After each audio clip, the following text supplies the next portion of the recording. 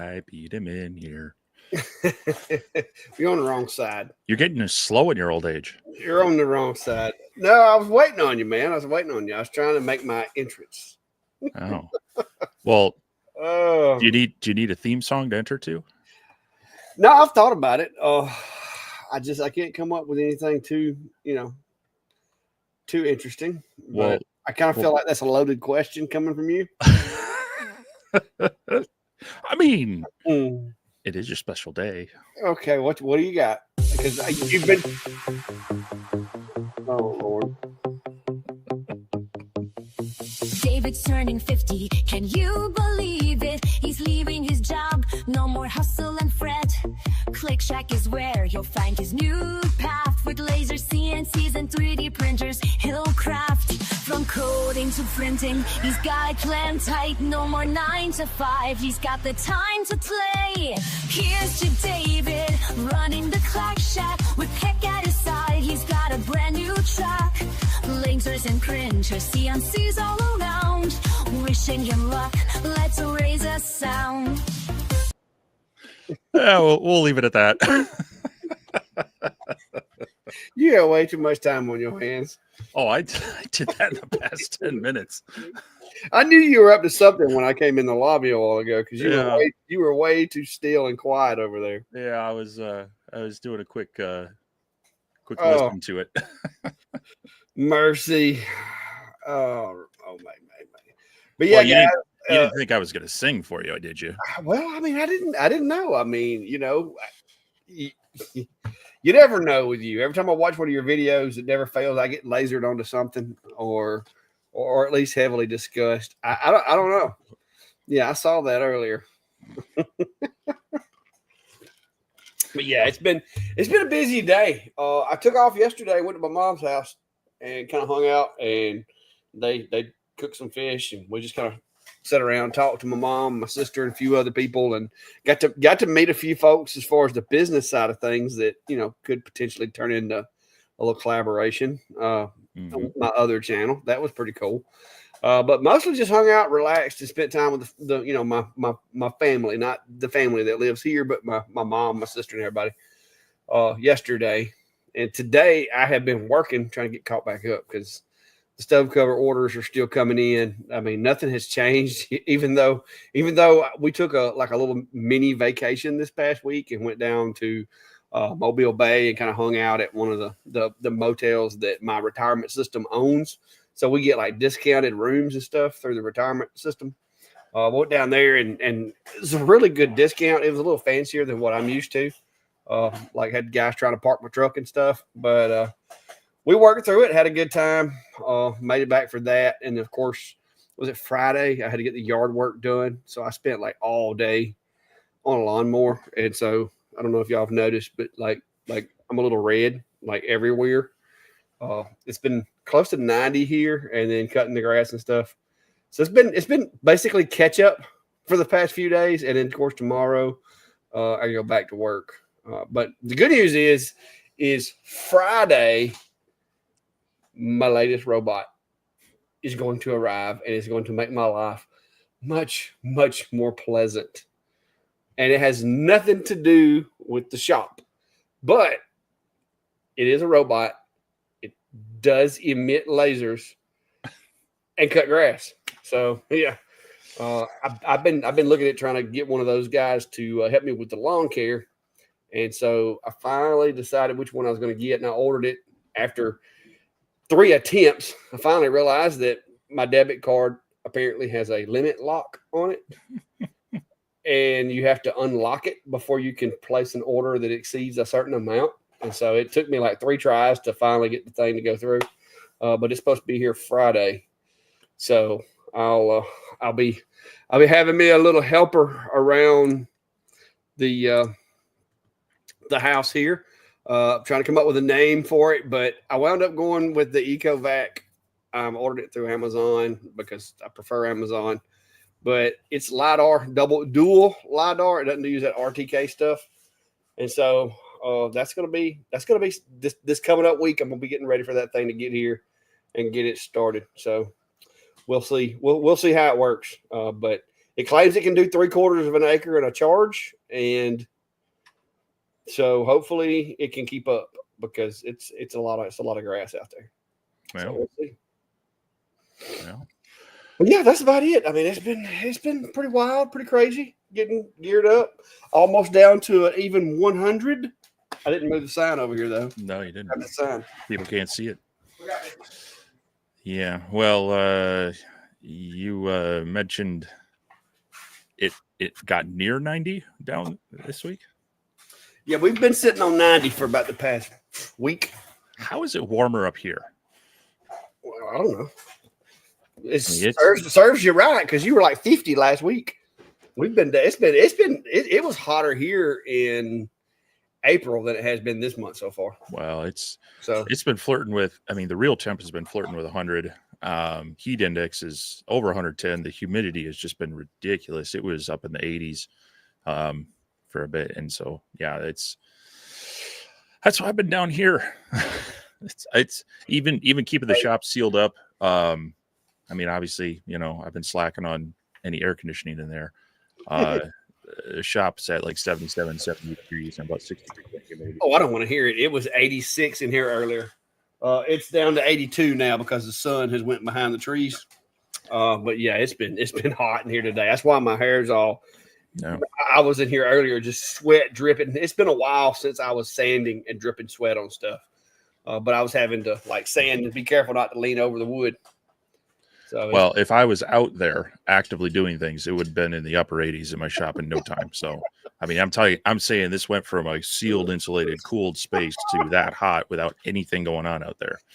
you need to get an air conditioner. And I know me, as well as many of our followers have emphasized to you, hashtag clack, Steve needs a mini split. So, we've warned you. Yeah, except for it's like such a short time. It's this hot. And then the rest of the year, I don't need it. Yeah, see, that's where we're different down here. And that's why I was telling my wife, is like, a lot of people's like, oh, I can't spend that much money on a robot. I'm like, but we cut grass from February until November. So you kind of justify it. I mean, because you figure the hours that I spend on a lawnmower every year, it's a good bit. It's not like where you live. I definitely, with a small yard and no more warm months than y'all get, I probably wouldn't spend the money either. But here, it is ridiculous.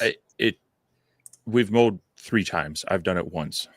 Yes. And it uses like not even half charge on my Eco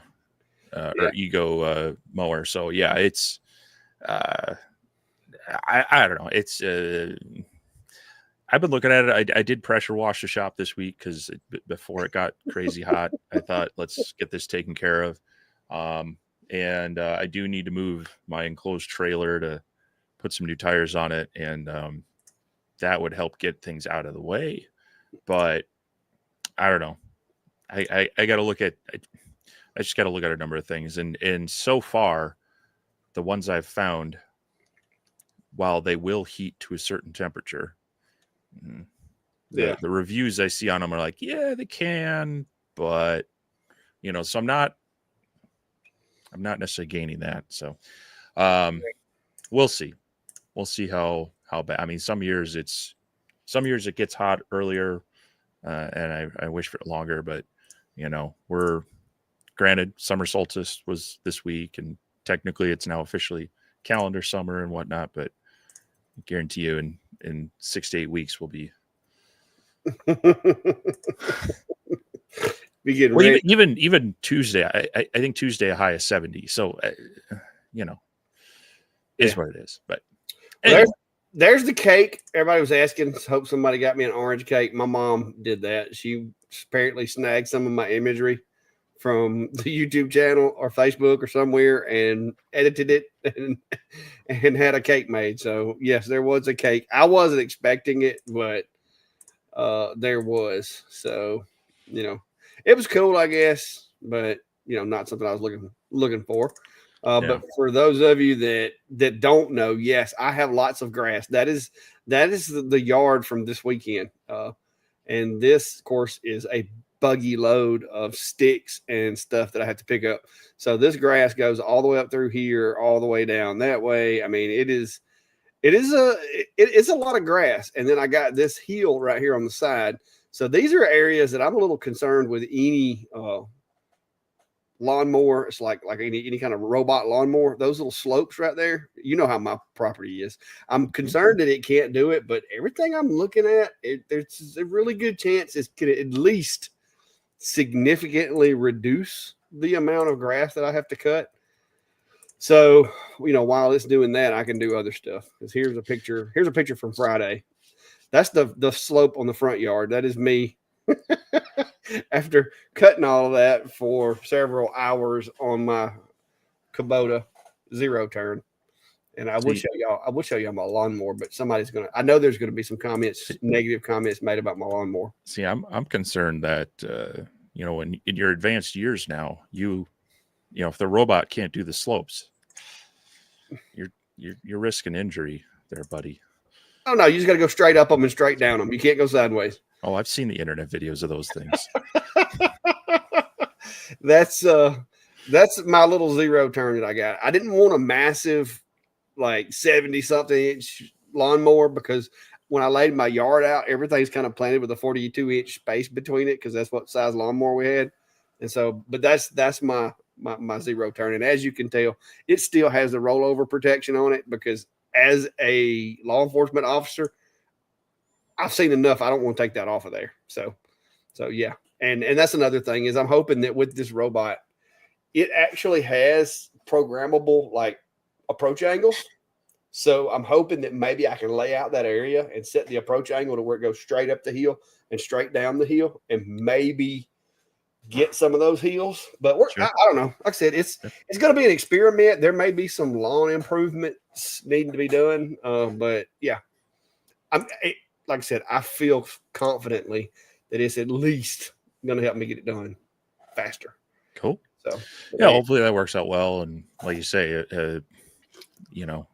if it can keep you from spending a fifth of your week. Yeah, a whole day. It's almost a whole day. Yeah. Like, because you got to go out and pick the limbs and stuff up. Because if you don't, then because I've been there, I'm like, I'm not picking that limb up. I'll just run over it. And you run over it and come to find out a piece of it went up in between the belts of the lawnmower. And so now you've jumped the lawnmower belt off and broke it. So now you got to go, you know what I mean? It just, sometimes it's best just to bite the bullet and do it. And like I said, it's pretty cool. The most of the videos and stuff, I'll be doing those on the other channel because it's not really shop related. I'll probably do like the main review. I'll probably do one over here too, but I plan on keeping most of that, like me learning it and all that, on the other channel. So y'all can come check that out over there. Mark, I've warned him that when Skynet goes active, he's going to be one of their first targets for exploiting all of them for his free labor. Brandy's loving the vacuum. I was thinking she was going to be like, we don't need that. You know what I mean? But she loves it. Like she's like, okay, it's pretty cool because I can be like folding laundry or washing dishes or something, and I can have it doing these. And so she was an advocate of it, and she's actually on board with the robot lawnmower too, because it was a hefty purchase. I mean, it wasn't this was not the cheapest one on the market. But we both agreed that if it saves me time and allows me to do other things, that's what I'm after. So we'll see how it goes. Well, just saying, I've seen those movies too. Yeah. Mark's thinking the same thing that I have is there's a possibility it may actually do better side to side on the hill. It's gonna be some testing involved, but we'll see. We'll see how it works out. So yeah. No, Mark, that's a gas. That's the gas one. They I think that one you can order with a diesel, but I've got the same motor basically in my little RTV that I've had for 10 or 15 years, that RTV that was sitting there. And I love them. Their little gas engines for what I do are awesome. That RTV sitting there, I know it doesn't look like it, but I think I bought that thing in, I have to go look, but I'm pretty sure it was in like, it's been a while. It's probably 2010. Now I got to go look. Y'all going to mess me up. But yeah, that RTV, I've had that thing forever. And I never figured it would last as long as it has. But, you know, having this kind of property and like going and picking things up and moving stuff around, doing yard work, toting around tools and stuff, it's pretty handy. You can put a utility trailer behind it and it works pretty well. Now you got me wondering. I got to go look at what model it is. Hang on. Well, that's one of the reasons that, I mean, we've looked at other properties and such, and, you know, besides just the sheer cost of it, I start adding up all the other ancillary support things to just maintain and be able to drive in and out in the winter. You know, you got to think about plowing up here with snow. And so it's, yeah, with, what is, you know, with great acreage comes great responsibility for the nerd spin on it. But boy, you must have really buried that book. Brandy says it was 2010, she thinks. Yeah, I can't find a sticker on it. Yeah, I think it was 2010. It's been a minute. But that thing, like it, it has been tough. And I don't want to be without it. So it's pretty handy. Yep. Well, we have see if I can find it really quick. We have another birthday in the house, or at least coming up. Nancy, her birthday is tomorrow. And I think that she mentioned that last year, that when your birthday came up, it was hers as well, or something like that. I know there's a few that are real close to both of ours, but so hope you have a happy birthday as well. Great Lake says, what's up? Don't block me. Me and Brandy had that discussion before the live. She assured me she would not be blocking anybody tonight. Oh, that was crazy. Nice. So, but yeah, it's like I said, life is fixing to be changed around a pretty good bit in about another 100 days, and the closer I get to it, I look forward to it so much, you know. But it's like, all right, this is a little nerve wracking. It's a new thing. Mm-hmm. So yeah, it's gonna be some changes. Like I said, one of the big ones being, and like I said, any of you that can find it and have time or whatever, the other channel is going to be a big part of me retiring, because I'm gonna do stuff over there too that I would normally just be doing, and trying to use that to help monetize things to, you know, pay the insurance and so forth. But between the shop and that channel, it's going to be pretty much my entire life. We'll be on social media at that point, but it's going to be pretty cool. Somebody was asking, I heard somebody ask if it was my birthday, but yeah, it is. Today is. And Charles says, happy birthday to both of us. So happy birthday there, Charles. But yeah, it is that time again. So, and apparently Howard says it's his dad's birthday also. So there was lots of great men born on this date many years ago. And Cyndi Lauper. You could have found somebody cool. Like you could have said like Chuck Norris or something. I don't know. All right, now you're gonna make me see if there's anyone else. like Cyndi isn't cool. I mean, I guess in a way, maybe some folks might, think that would be. But yeah, Meryl Streep, Bruce Campbell. There you go. Do you know those people? Tim Russ. Yeah. All right, let's give a nod to Tim Russ. Yeah. You don't know who that is. Mm-mm. Oh, and I will tell you too, like 2 days ago was my anniversary with my wife, and she has been able to tolerate me for a really long time. I think we're at 28 years now is where I think we are. So married, we've been together 28. We started dating 32 years ago. So yeah, a lot of like big numbered days this week so far. Well, yeah. We it's funny, your birthday and anniversary on the same week, and our Carla's birthday and our anniversary are on the same week. So Yeah. Well, it was pretty convenient back before we had kids because we would always take an anniversary trip, and it'd be my birthday too. So it was like, Brandy'd be like, "We're going on our anniversary trip," and I'd be like, "Oh, we're going on my birthday trip. That's what we're going on." But yeah. So, yeah. but it's gotten to where over the years, it's like, okay, who's keeping up with it anymore? Right. When you have to like think about, all right, what year is this? Yeah. So. Yeah, and when your wife goes, do you know of anything you would like to have for your birthday? And I'm like, oh, I don't know, robot lawnmower.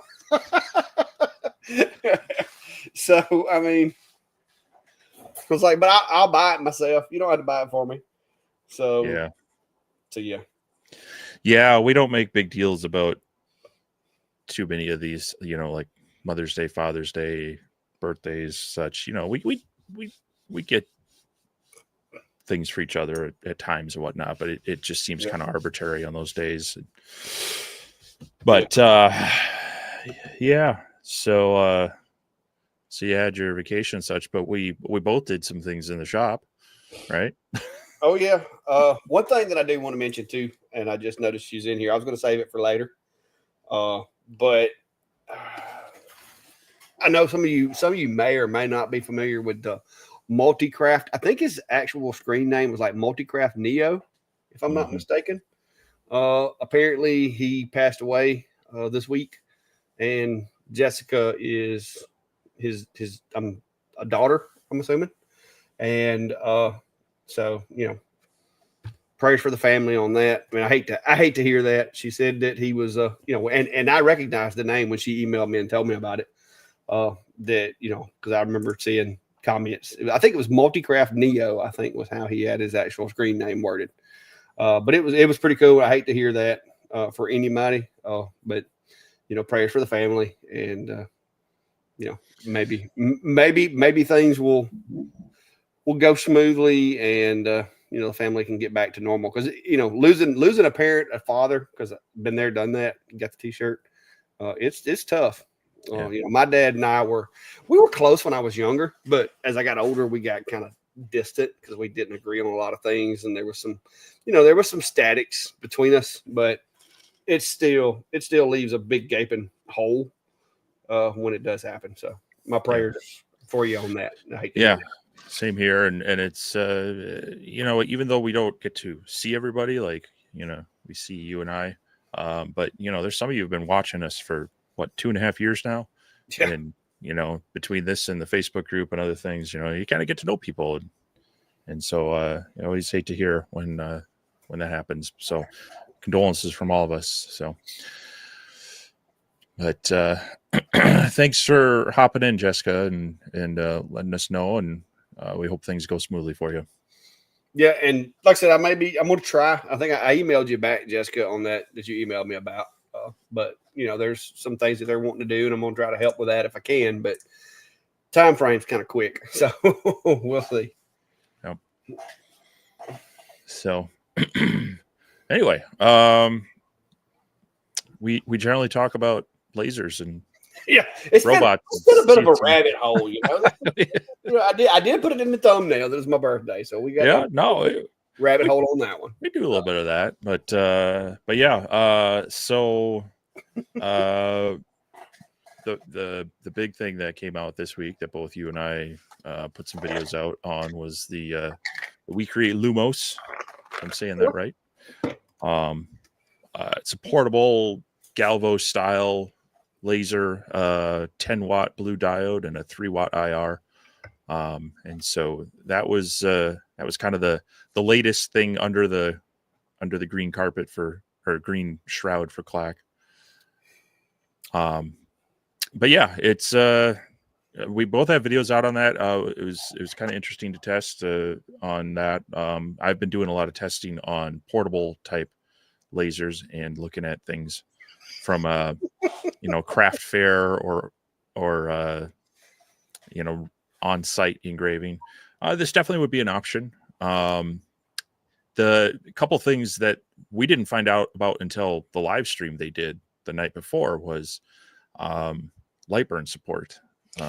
They're saying it. I haven't seen it, but that's Yeah. that's what they're Well, saying. and I think that goes kind of along the same as their other lasers. You know, they bring it out, they make it work with their software, and then they eventually get the light burn support going.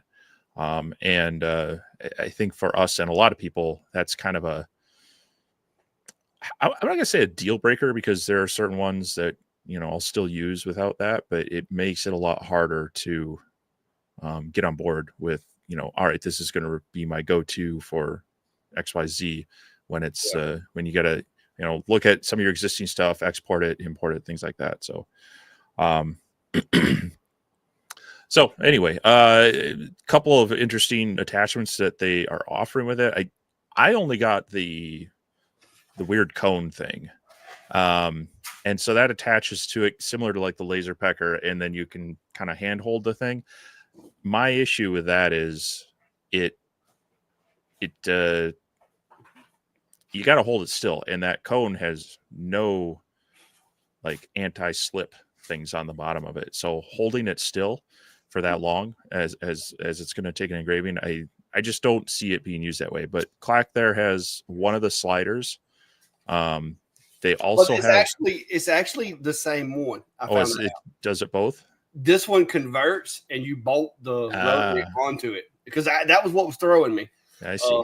But one thing I will give them is this one does index on the bed of the machine, and they did it kind of smartly. They used 2 of the screws that go into the bed as index points for this to keep it from moving. So, I mean, they did improve upon that. So, we'll see. and so then you can put the rotary on that, and now you have a sliding rotary, which would be cool. I mean, they show in some of their demos, I think, like a baseball bat.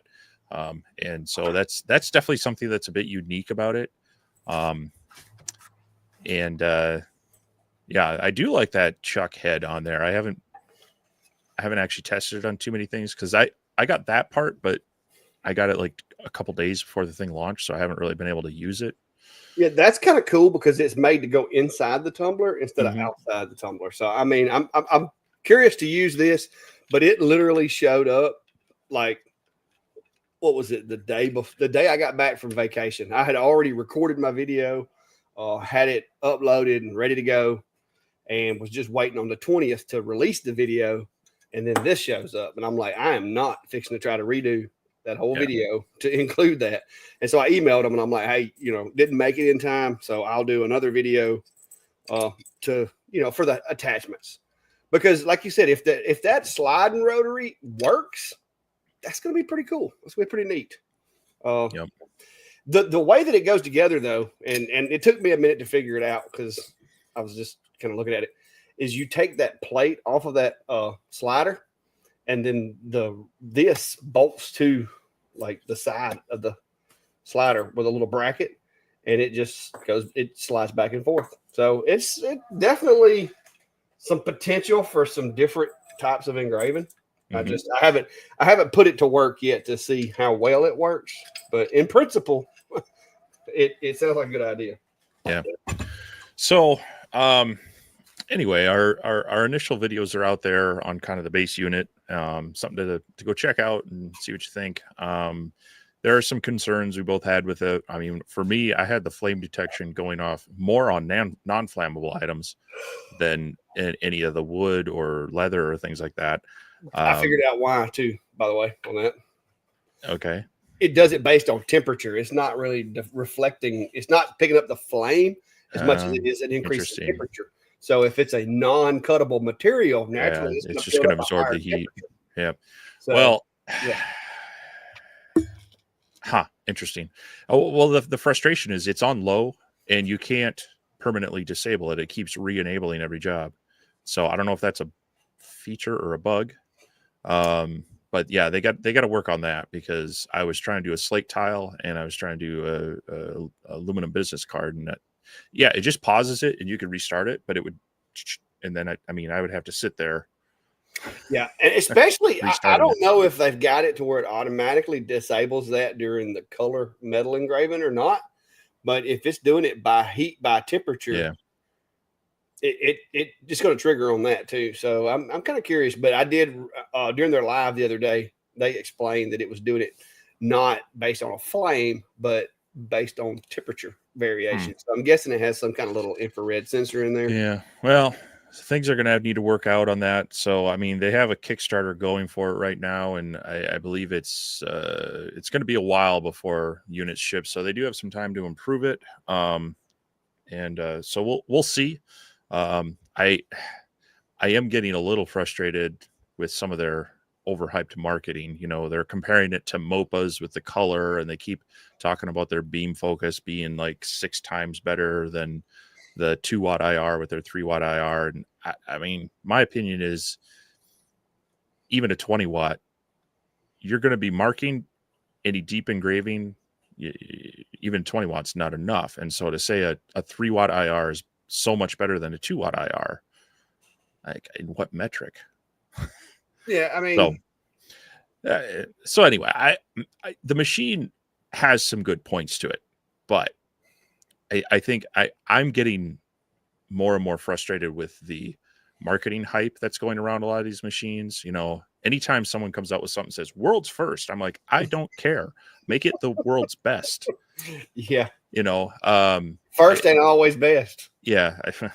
But yeah, some of these claims, they're just starting to really push marketing hype too much. And when it's not followed up with the results, I start getting a little frustrated. So, well, I did notice that there was a few like things that were, I guess, were in the video packet or whatever. I didn't get a video packet. That's not how I operate, but there's a lot of like emphasis on key phrases and stuff going around in a lot of the videos that me and you didn't do because, like I said, beam focus technology. Okay, you've got to focus it. It's a laser. It's all about focus. If you don't focus it, it's not going to do anything. It's just a bright flashlight at that point. So, you know, yes, is it focused? Is it focused more extremely? I don't know. I have no way of measuring that. But yeah, it's sometimes it does get a little old. But so far, I will say the machine does okay. The software needs some work still. A lot of yeah, and the big thing being, as with all their machines, and I brought it up in my video. I read their response to it, is that the unidirectional engraving, because they say that it's not, the bidirectional is inconsistent and causes a more difficult user experience and whatever, but that their beam focus technology and their algorithm, well, as Rich noted in his review, they don't even have white space scanning turned up. So if you have it going at 10 millimeters a second and you got a 10 millimeter gap, it's going to take that full second to go across that instead of jumping over. And so I just don't, it's their software is holding it back. And that's where I really want to get the Lightburn device profile out for it. Let us really take a look at it then, because then it's the software is doing the same thing for that as it is for other similar lasers. You can really kind of do a better comparison then. So we'll see. I mean, like I say, it's got some good points about it, but it has some frustrating points about it, as does any device. I'm on this one. I just feel like the marketing hype on them. I think all companies are starting to do this and annoy me a little bit, is excessive hype in marketing. Yeah. So, yeah. OSU wants to know, I guess I'm sorry about the name, but wants to know if you're getting the Eufy rolled film accessory. Their Eufy Golden Boy. They did mention it when they originally shipped out the printer. And so I believe so, but there were actually beta testers, non like YouTube content creator people that had this printer before us that were helping them develop things and test things, and they have been also posting in like their Facebook groups and such. They've kind of gotten the first round of those, as well as things like the flexible ink and other stuff. So I'm hoping that's the case, that I do get some of that, and can play with that. Both the flexible ink, some more regular ink. I had a notification today that my magenta cartridge is low, and I'm like, oh, I think I only have one of those left. You know how ironic that's going to be for you to have a Eufy and can't print anything because you don't have any ink. Yeah. So the stuff you gave me.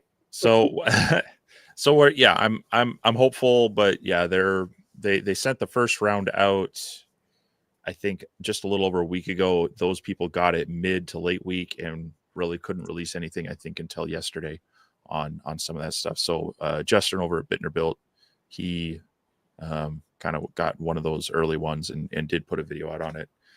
But we'll see. I'm looking forward to it. I still have a couple other projects in the works on some of that stuff.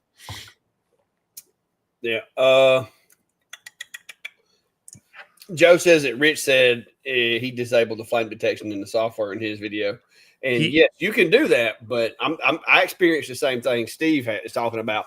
I turned it off, and then like 2 or 3 jobs later, 2 or 3 tests later, it popped up again, and I'm like, what in the heck? And I had to go turn it off again. I thought maybe it was because I turned it back on, or maybe it was just, but obviously it's a temporary setting. You can't like permanently disable it currently. Yeah, and he also commented on my video saying that you can disable it, but it's a temporary thing. So I think his video, like many of ours, was recorded a few days early.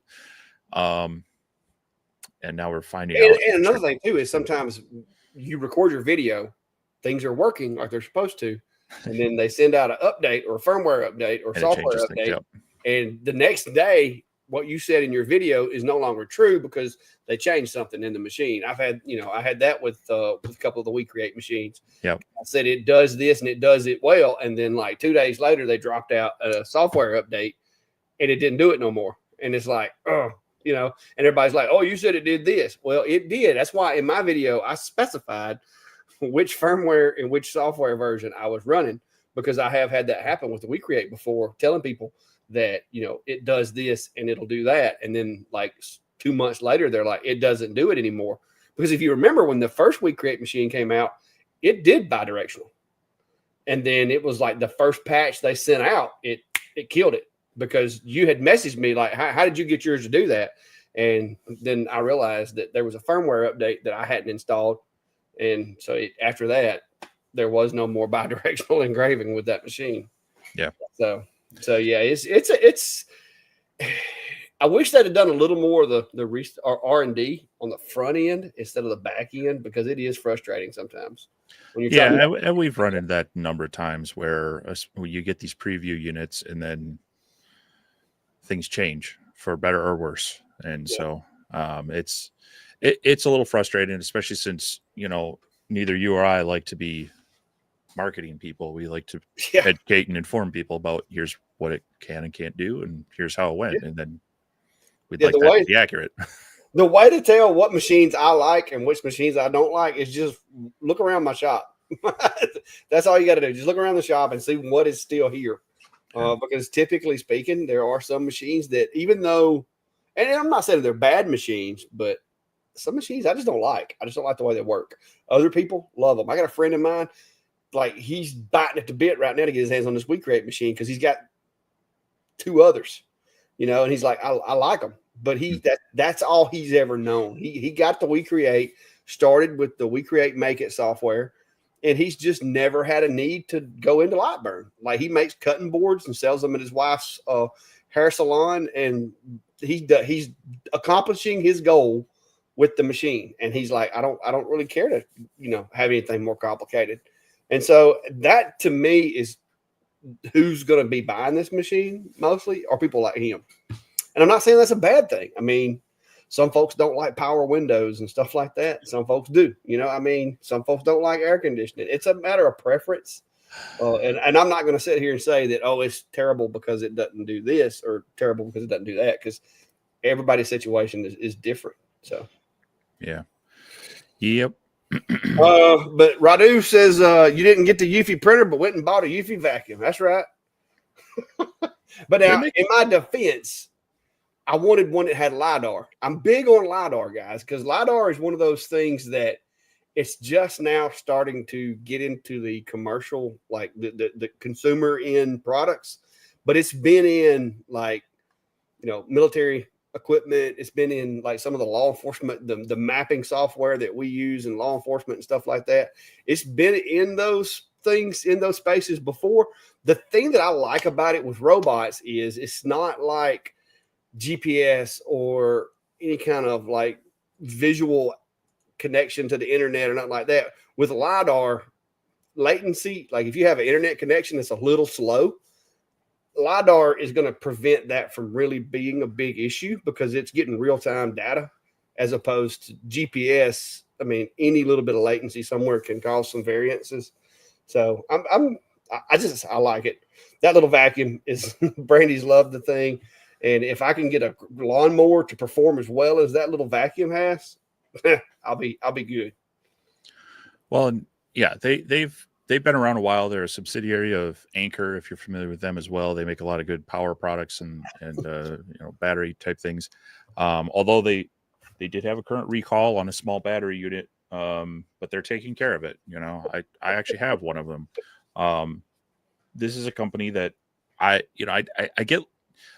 don't like to promote too many like unknowns. Like you and I both have gotten offers from random companies, and when they're a brand new company and not a known component, it's like, well, let's see what you do for a bit. And Eufy's a company that's made a lot of good quality products, as well as Anchor and such. So that's where I feel pretty good about them delivering on this printer. So, but yeah, I may have to look at some of their smart camera stuff.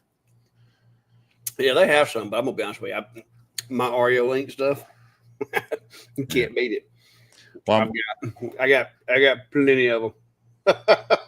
Well, that's just it. As when you buy into a system, you kind of don't. It's hard to jump away from it. But yeah, well, a lot of where I'm at, as big as my property is, I had to have like solar powered, off grid type setups, and they make a really good solar power camera, and I've had good luck with them. So I just keep on going. Yeah. Oh, a couple questions here. Here's one. Your life is your fault. I took my first glass job, wine glass. I have a P2 and Ultra. I've never engraved glass. What's your best method, and can I use the Ultra? I think between the two of those, you'll probably have an easier time working with the Ultra. However, you're going to have to run the blue laser, and you're going to need to coat the glass with like tempera paint or something to act as a binder. The P2 will do it natively, but a couple things. You got to make sure you can get it lined up. And if you're using a rotary, the P2 is a little bit weird about that. And you're definitely going to want to be able to defocus the P2. So I don't know if you have hopefully you've got the riser base for it and such. But CO2s will engrave glass without a binder, but it's a quick jump from frosting it to fracturing to cracking it. You'll have a little bit better luck with the blue diode on the Ultra, but you do have to add that coating to it. Same thing, I would defocus it just a little bit. It gives you don't want that harsh fractured look. You just want a frosting on it, and defocusing the laser gives you a little more variation in power to get that.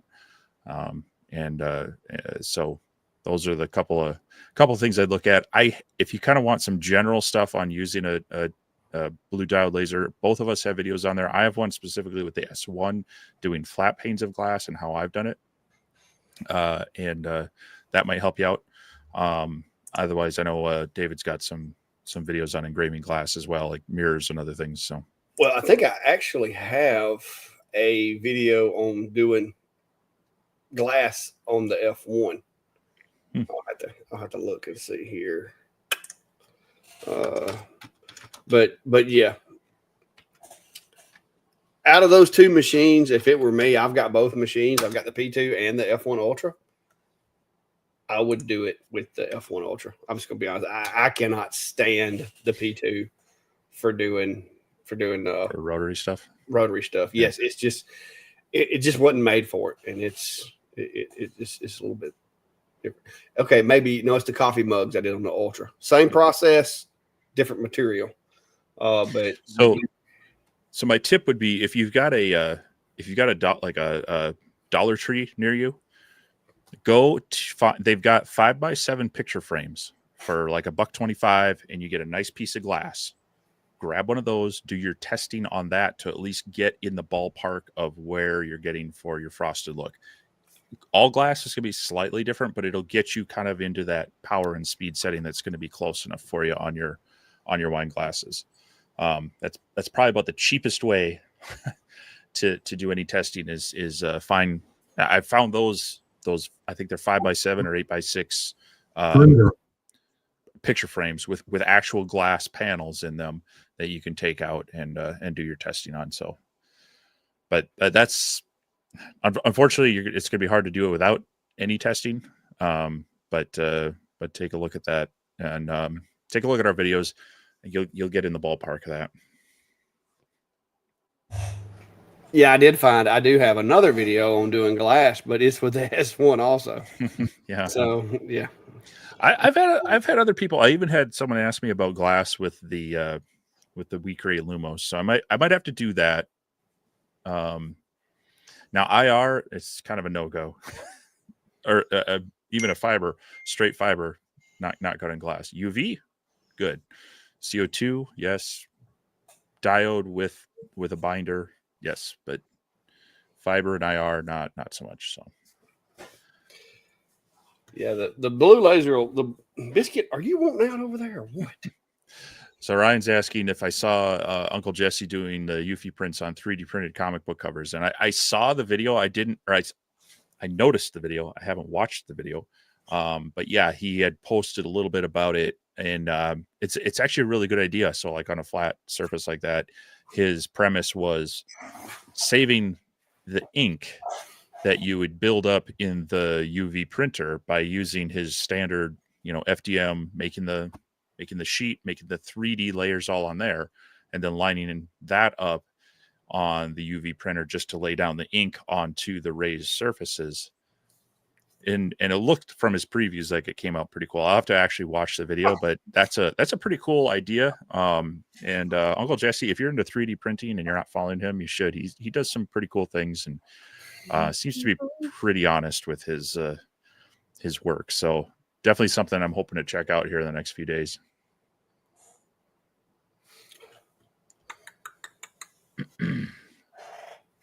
Looks like ETLC did get or pre-order the Lumos. So looking to use it at farmers market sales. I think that's, if you're okay with their software right now and you're wanting to take a portable, yeah, it's definitely a good option for that.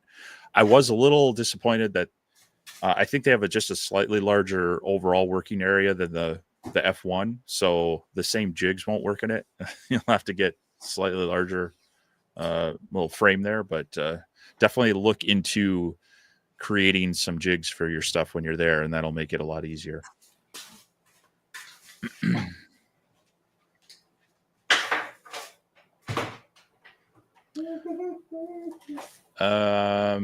Mindy's asking if we have the previous version, can we update to V2, which I'm assuming talking about Lightburn. As long as you're within your year of support, whether it's the first year you bought it or if you've renewed, yeah, any updates are available to you. If you're coming up on your year renewal, it's $30 to get that renewed. And you might want to check their website if you're I don't know if they still do this, but they did in the past, where if you renew early enough, they sometimes tack on an extra month or so. But I haven't checked recently to see if that's still the case, but they have offered that in the past. But yeah, they're pretty good about providing those updates out there as long as you're within that year of support.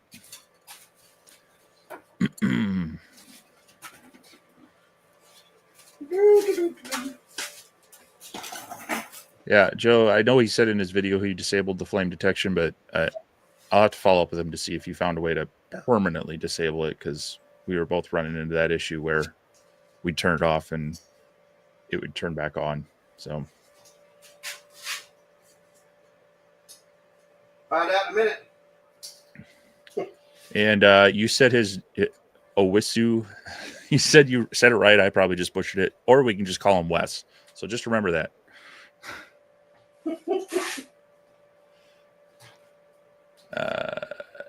Yeah, Mark, making your customers the beta testers is not a good approach. For the customers, definitely. I don't like when companies purposefully rush the product out and figure they'll patch it. For us as, you know, like testers or, you know, people getting the word out about it, I understand it to a point. But if you're going to make major changes or if you're going to, you know, in some large way change the function of the machine, and especially not necessarily for the better, that just means you've rushed the product out. And there are a couple companies that, you know, bigger companies I won't work with at this point just because they have done that in the past, and people have called me out on it with bad information, and then I have to go look into it and say, well, hey, I'm sorry, they didn't. Yeah. They didn't. What they sent me is obviously not what they sent out, and I've taken a couple videos down because of that. Yeah, matter of fact, that company just recently reached out. Yeah. I think we both told them no. All right, so here it is. This is the software. I just launched it. Now, this is a more recent download, I'm pretty sure, because they keep updating it. This is software version 3.0.1. And of course, it's saying I got the latest version. So yeah, they say they fixed some bugs with this version because there was a lot of the text boxes and like the interface was still like in Chinese when I first got it. And I was like, okay, this is confusing. So we'll go with, and that is annoying. I wish there was a way to get that to go away. Yeah. Okay. I don't need that either. I built my own. That is cool that they did that. I don't remember that happening before. But yeah, I'm good with mine. But yeah, it's a okay. I got you.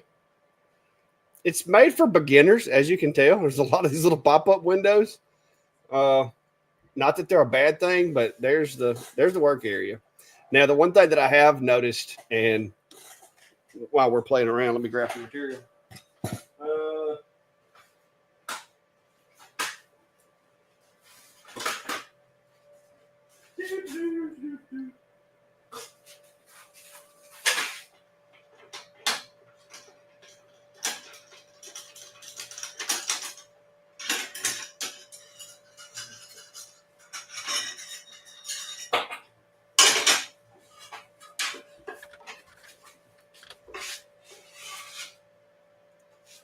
Like the one thing that I will say is with this is the like I can hit the autofocus right here and it'll work okay on here as long as you use the standard bed.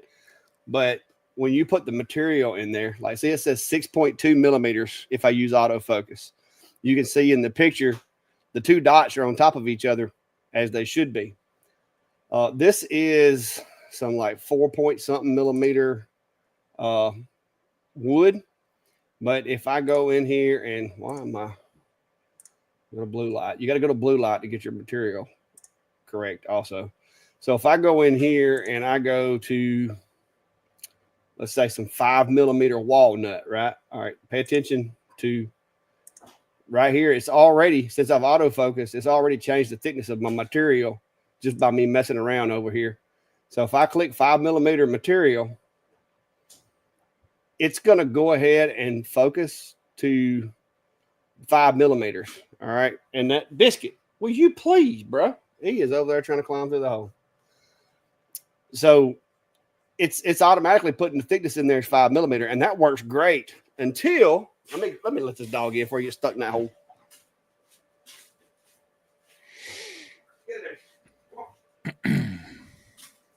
Until you decide that you want to use your cutting surface.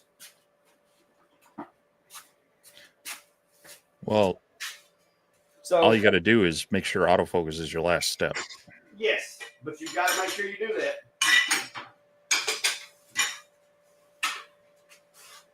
So now if I put that on there, if I autofocus, it's going to focus. But that's the big thing is you got to make dang sure that you autofocus if you make any changes, like if you touch this material tab, because like right now it's showing that my thickness is at 20.4. But if I just go over here and like, let's say I click on this 3 millimeter cherry wood it's going to move it to 3 millimeters, which is going to be way out of focus. Yeah, I wish they'd just disable that. The auto adjust. Use it for the settings, but don't change the focus with selecting those. So yeah, you can see how far apart the dots are now. And so, yeah, that's one of the things is if you mess up and hit the wrong thickness of material, it automatically moves the machine. So I think they should just have it autofocus. Once you put the material in there, have it just autofocus. I mean, it doesn't matter what the thickness of the material is. Do away with that. But that's just me. Yep. Kind of a pet peeve. Yep. But I had something else I wanted to try too. I ain't gonna lie. Well, while you're doing that, Papa Ragu is saying, I'm building the first enclosure for Atom Stack 40 watt, and I need to purchase a camera. Seen on one of Clack's videos, he has another camera with the Lightburn camera. I appreciate your response. Anything you want to find that he's mentioned in one of his videos as far as a useful tool is generally going to be in his Amazon store, and I'll drop that link in chat. And so both Clack and I have referral links through Amazon that we could recommend for you. And if you go to that base URL, they're kind of divided out by, sections, laser equipment, materials. I probably need to make one just for glue. But yeah, his camera recommendations are in there, as well as if you go to the same thing, the amazon.com/shop/Vitari, you can find all the things for mine. So that's always a good first place to look. Otherwise, if you drop an email to either one of us or a Facebook message, those are good ways to reach us within reason. We're not sitting around waiting for the messages. Try to get back to them as timely as we can, but hopefully that helps you find what you need. So yeah, they're going to have to send a profile because it is definitely not finding it. Right. So I just wanted to try that with the latest firmware and all that, see if it would actually even see it. But I'm looking forward to it if they do it. Mark Furlow is asking specifically you, how often do you change the protective lens on the X40 and how many spare lenses do you keep on hand? The X40? Only when it gives me a problem. But I've got quite a few extra ones. But it's just because I have local people that will message me like from a county next, be like, hey, I know you've always said keep extra lenses, but I didn't. Do you happen to have a few that I could get from you? I got a job this weekend and my lens just cracked. And so they'll come over and I'll sell them some of Steve's lenses. But I keep a lot of them. I keep them.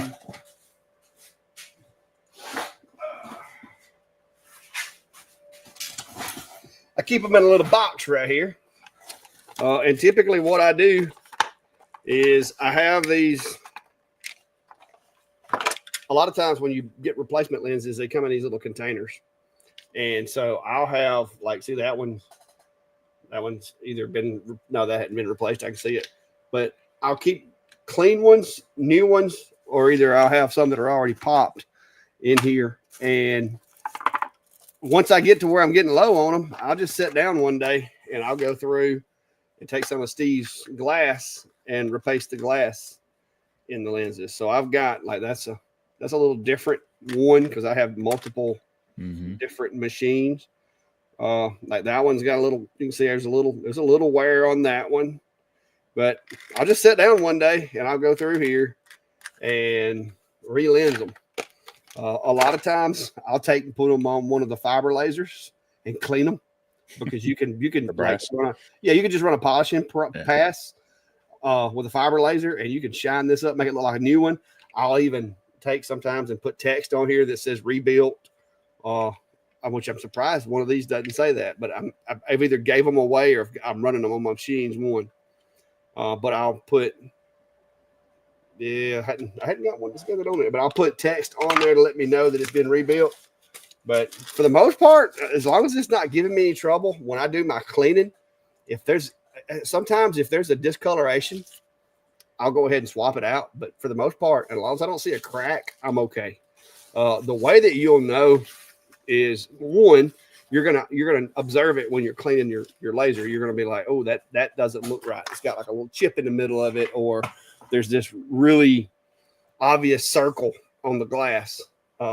I'd go ahead and throw that one out and change it because you don't want to leave it on there until it cracks. You want it to be usable up until the point you change it. Now, a lot of times that doesn't happen.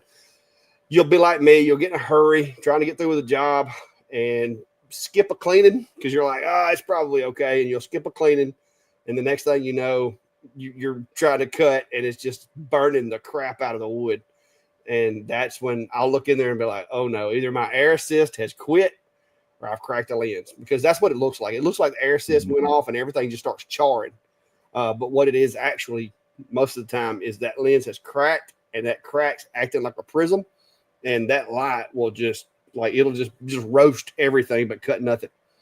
So typically speaking, with my Enclosures Zilla, I don't have a big problem with it because my exhaust is pulled out down below. And so the module stays really clean with it. I'm running shop air with dual water separators. Now, I had a little spell for a while there with my old air compressor to where I cracked like 3 lenses in a week trying to get a job turned out. But it was the problem I found out was the air compressor was on its last leg, and it was just blowing water into the airlines. But I've got some videos on my air assist setup that I haven't had that problem lately. Cool. I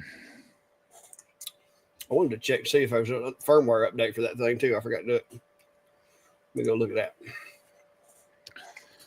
But yeah, the little machine's not terrible. I haven't got the cone yet. It's kind of like you got some of the parts, I got some of the parts. Yeah, it's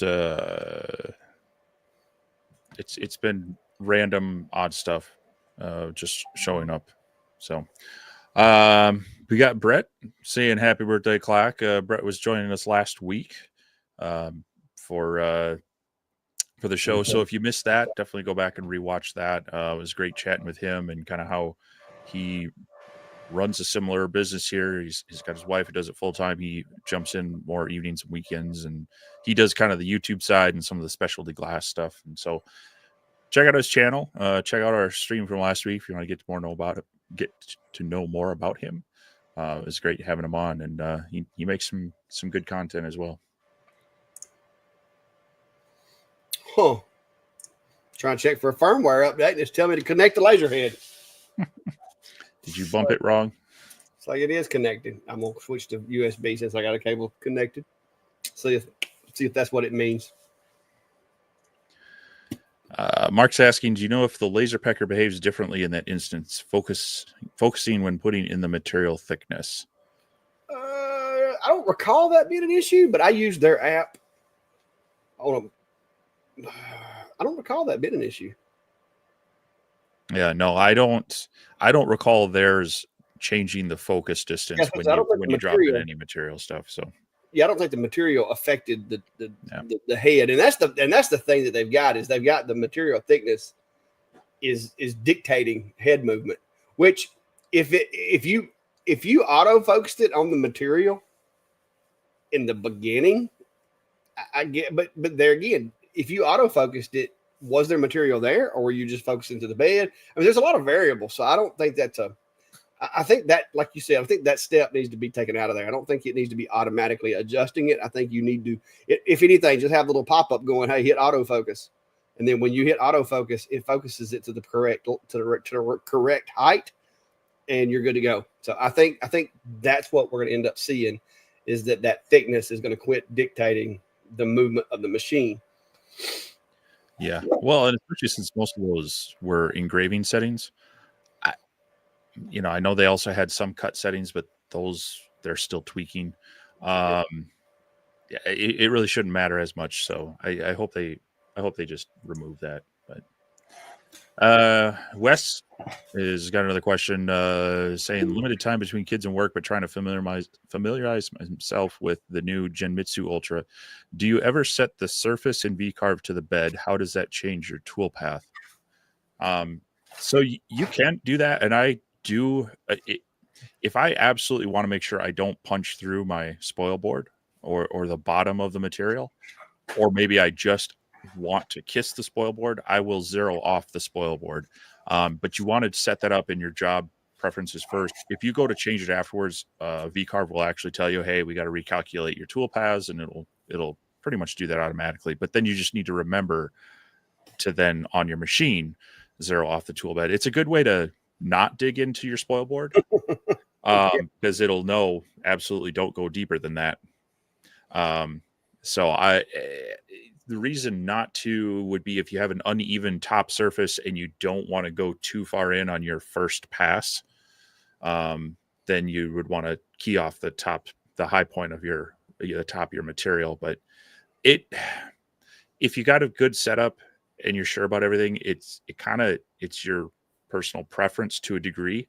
But keying off of the bed is the best way to not dig into your bed.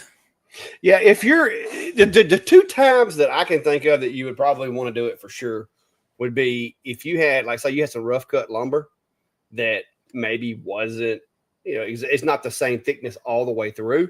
If you mess around and set your zero on the thin side of that material or the thick side of that material, and you tell it to penetrate 22 millimeters, well, if the other side of the material is only 20, you could run into some problems with over penetration and getting into your spoil board.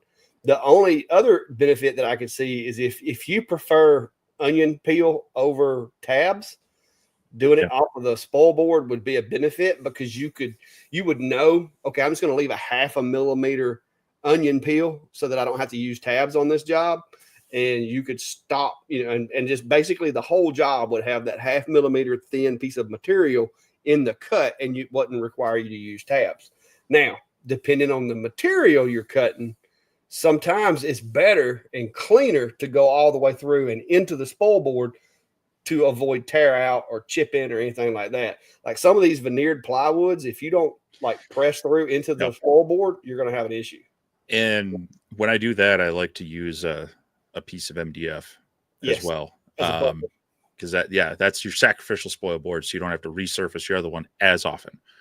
So yeah, and it's handy too with like you literally could just have a piece of 3 millimeter materials. Like it could technically be scrap with just have like little like almost like a screen door. It doesn't matter if it's a solid piece as long as it spaces it up. You don't want any big holes because I mean you want it to be consistent and supporting it, but because I've used some little, especially like engraving little pieces or whatever for sacrificial pieces, and I'll tape it to my material and then make it bigger than my spoil board. And sometimes you can take a screw or staples or whatever, put in there. I did that job the other day for that boating marina place. And I was really afraid that my $40 boards were going to move. And it was going to cost me $40 every time one of them moved because there was no margin of error. And so I went ahead and shot staples into my spoil board on my machine just to make sure that they did not move during that job. Cool. Travis followed up that his X tool hoard came with a lot of lenses, but they were not labeled or separated. They're all in small plastic boxes, but I'm not sure of the machines they go to. I'll be honest, across most of the brands, they're the same thing. There's a few that have a slightly different inset in some cases, but generally they're all roughly like a 16 millimeter brass cap. I mean, they're not making these that specific to the machine outside of a few. Now there are some like Sculpt Fun that has like a smaller one. I think Ortour also had an even smaller covered lens. And then some of the newer machines with the new thinner ones are definitely smaller. But if you've got that kind of round brass end cap, they're almost all identical and interchangeable to some degree. It's pretty rare. You would know if it was different because it like the one you showed earlier has like just a whole different weird little inset piece and such. But across X Tool, the ones that all fit the same, they're basically interchangeable. Yeah, and that cover lens on there, it's a sacrificial piece of glass. Nothing special about it. No focusing properties. As a matter of fact, you want it as clean as possible. You don't want extra, you just want to let the light pass through and no smoke or debris to come back in. That's its sole purpose. Yeah, that's what I was going to say. For the most part, from my experience, if it screws on there, it works. Because if it's the wrong size, typically that little brass cap is not going to screw on there. It's either going to be too big or too small. I know like the S1, the Atom Stacks, like the A30s and the Sculpt Funds and the like all of those were even, I think the Algo, I think, is the same. The Acemers are the same. Like there's a lot of them that use just the generic parts. And that's because a lot of these laser heads, the parts coming from the same place. So yeah, generally speaking, if it looks like the one that's on your machine and it measures the same, it's going to work.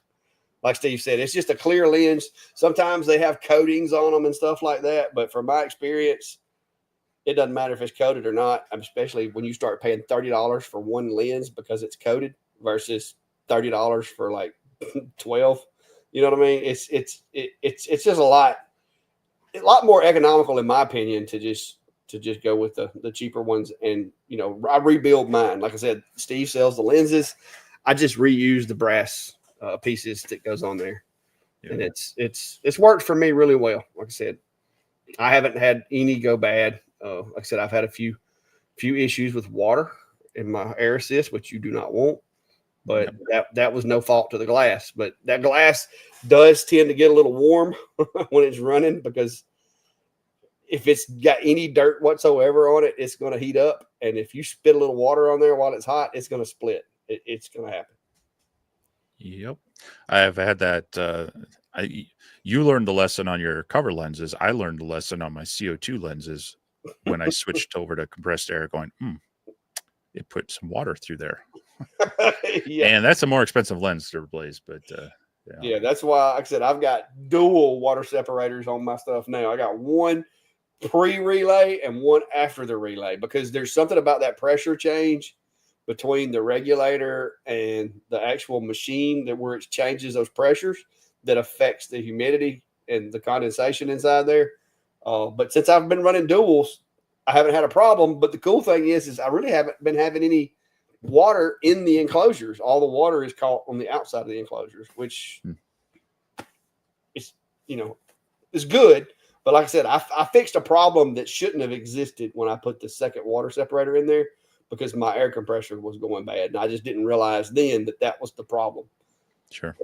It was shortly after I had added my air conditioning, and I was thinking it was because the air was coming from a hot environment outside to a cool environment inside.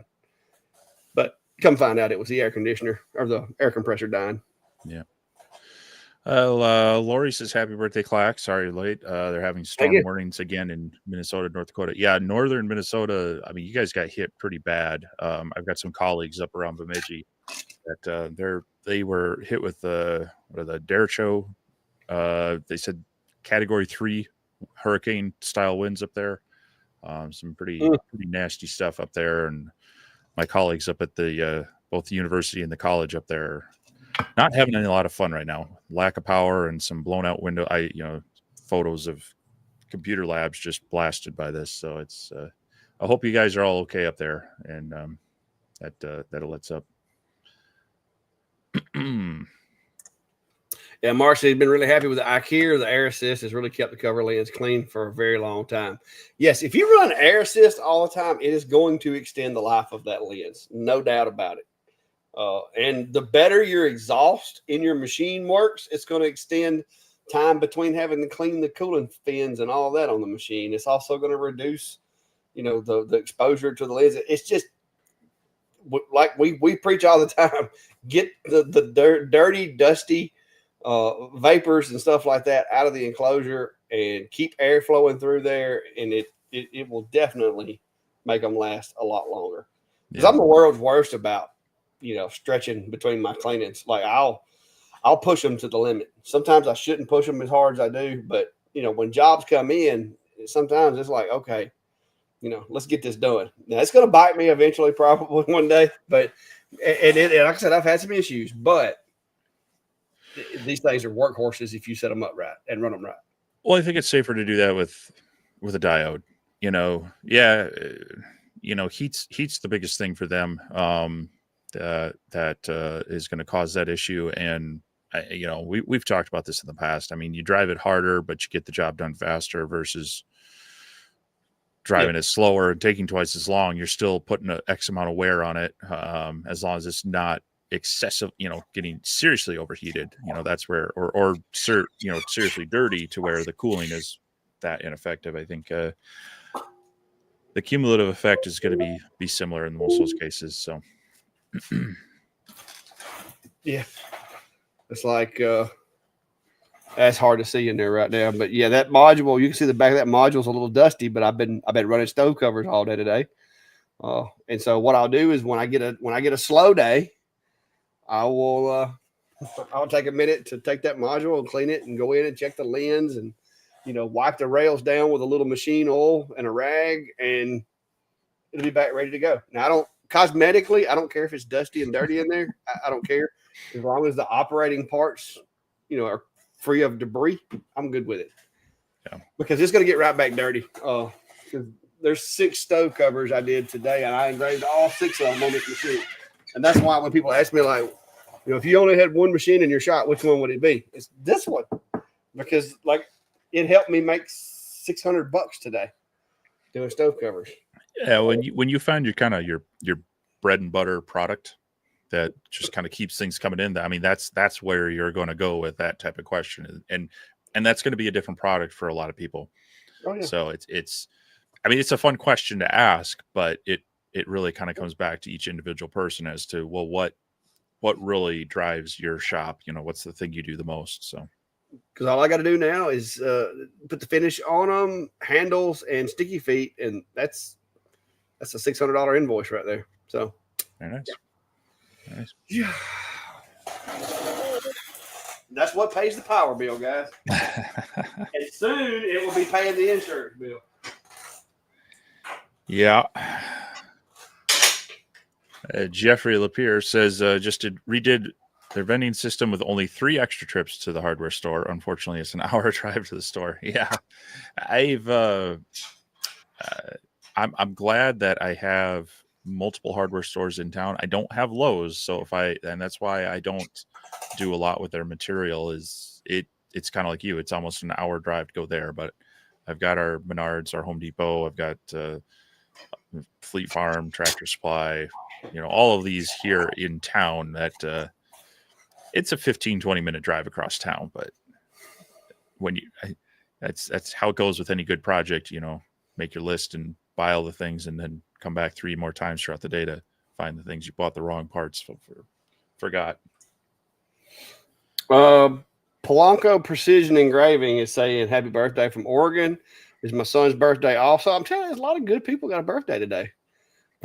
Says, I'm not sure if y'all mentioned this in the past. What's your guys' quick take on the Eufy UV printer? Thinking about doing it to my shop.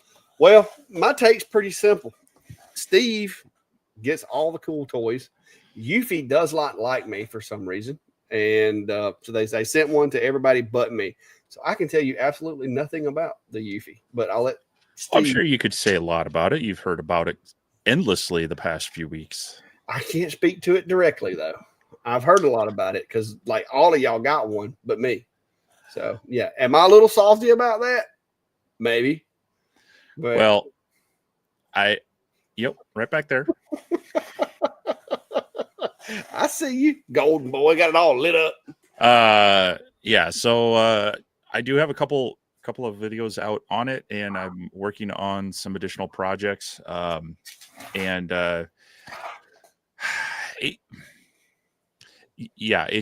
think it's if you're looking to be able to do color customization of a lot of products, this is definitely going to be something that works for you. Now, there are other options out there for UV printers, but they're not as user friendly per se. They're a little more commercial. And so the maintenance aspect is where this one kind of comes into play. Now, it does come at a cost because there is a cleaning cartridge that costs some money. And then there's the ink that gets purged and cycled. So that's something to look into as far as your usage and your game plan with it. But for ease of use and being able to get this into your shop and use it right away, it does work great. I mean, I've been able to do things as small as personalizing SD card or USB cards. As a matter of fact, I think for kicks and grins, I run this thing once a day even if I don't have anything else going on. And so I did take this SD card and stuck my logo on it. But on up to larger projects, like I'm working and need to finish, but this is going to be this is an acrylic insert. If I don't drop and break it. So this is acrylic that I cut on the laser, and I've done it two different ways, where I print on the top or I print on the back, and then these will be backlit with LED lit lights and such. I did a fun video on customizing model railroad equipment and 3D prints. So here's also another 3D print with just a small logo put on it. There are some current limitations to it. They're coming out with more flexible ink, so this is more for hard surface type things. But if it's too slick of a surface, you also need to get some of their binder.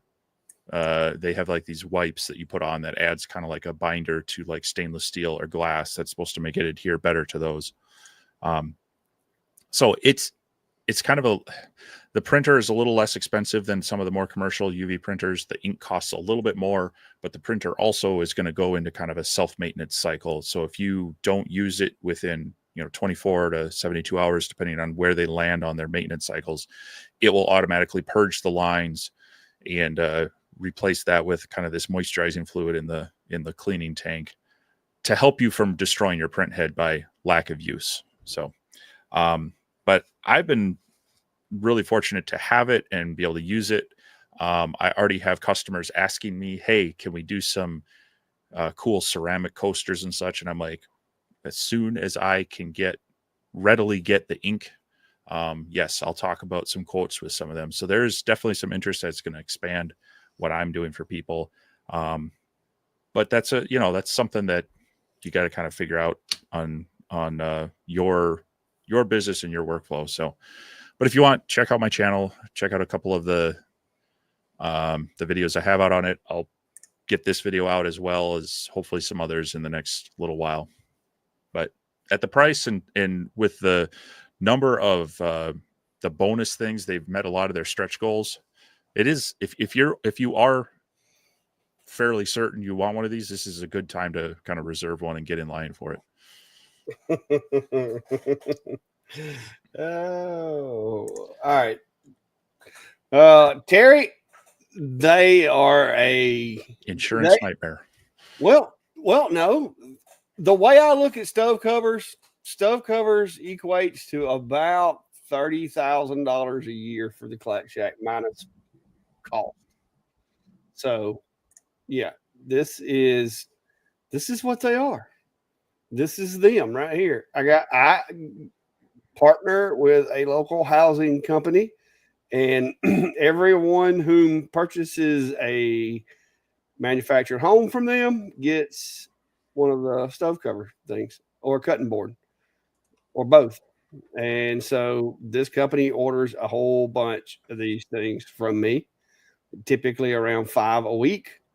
And so I just make them. And then when people get their place to live, they get one. So that's what that is. It is an income stream is what I refer to it as. Steve makes fun of it. I look at it as an income stream. So yeah, for you, it is what it is. But, it may be something different in your area. It could be. I had during Peach Jam, I had one of this company's competitors came to my booth and said, "Hey, we would like to talk to you about partnering with us about providing, housewarming gifts for our clients." And I'm like, absolutely. Here's my card. Contact me by email if you want, and we'll set up an appointment. So yeah, I think it's just you got to find that thing. This is the thing that I was asked, can you make this? And I'm like, well, yeah. I think it's great for you as the the business end of it. I just think them as an item are ridiculous. So hey, be careful, because the first one I made for my wife because she wanted it. Ryan, the Kickstarter goes for another 5 days, but I think the best pricing ends tomorrow. So yeah, if you're interested in it, go check my video, check those links, and you want to get locked in before tomorrow. But then the Kickstarter does go for another 5 days before they close it up, and then they'll go through that fulfillment, and then eventually they'll be available, retail wise. Why do I always get the hard ones? Did digs? No, I didn't sign up for it because one, that's really, although I think it's cool, I would love to have one to play with. I don't really have a business model for that right now to where I can incorporate that into what I do. So I'm not pushing to get it. But I did have another company. Matter of fact, it's one of their competitors, or I guess it's not the same. It's their product's a little different, but they do the same. They have the same type things: UV printing, UV roll to roll printing, that kind of thing. Reach out to me trying to give me one of their direct to item printers. And I don't really think that would fit what I do as much as the roll to roll, the DTF, the UV DTF stuff. I think would be more like that's something I could probably work in with what I do, like with tumblers and other customization and stuff like that. And so they gave me an option of a direct printer or the DTF, and I chose the DTF. Now, that was just an email correspondence. The last I heard from them, they confirmed my shipping address, and I haven't heard anything else. So I don't know where we are on that, but it may be one coming. If it is, my wife and the daughters have said that would be something they would like to use. My daughters are big into art and drawing their own characters and stuff like that. So I think it would be something I can work on with them. And, and my wife, she's really big on like Canva and stuff like that. And so she could design her own stickers basically for it. So it'd be kind of cool to play with, but I got enough going on to be trying to learn the Eufy unless, like I said, if they offered it to me, I would have to take it because it's a cool toy. But I don't really have a desire to go out and seek it right now. The grass cutting robot allows me enough time. Maybe then I go after a Eufy. But right now I bought myself a grass cutting robot. So yeah, well, and I got to give it my allowance. Their software is pretty straightforward and it works really well. So there's not a huge learning curve to using this one either, if that's something people are concerned about. So yeah, but yeah, it definitely is something you got to think about how would that work for you in your business. But yeah, and I agree with Greg.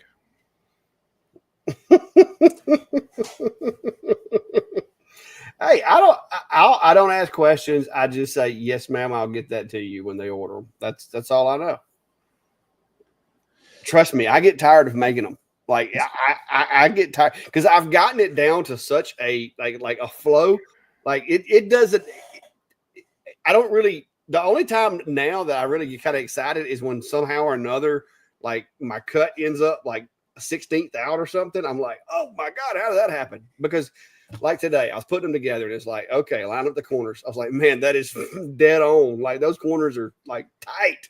And it's just, I've made so many, guys. I mean, I would have to go back and pull my invoices to look, but there's a lot of them. As a matter of fact, y'all got me wanting to know now. So Mark, counterpoint to that. I mean, I understand it's a small kitchen. You don't have a lot of counter space, but now you need to use the stove. Where do you put the thing in a small kitchen? You got this big board. You got a bit. Well, it's a small kitchen. You probably don't have a spot to put the thing. Hey, you can also now you're just eat at your recliner. Because well, then it's still. I mean, you got to store it somewhere. I just make them. No. I mean, I get the point of them. Providing some counter space, but then you need to use your stove, and where does it go? And if you have that much space that you can put it somewhere, then you probably don't need the extra counter space. So that's just me. Plus, I've seen too many people turn ovens and stoves on without thinking about what's in them or on them. And anyway, according to QuickBooks, I have made 528 of them.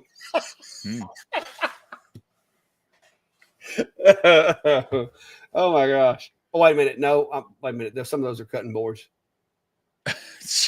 Okay, that would be one of the few uses I might see for one of them, but I would want one made out of something other than the pine boards that Black's sourcing at his local home store.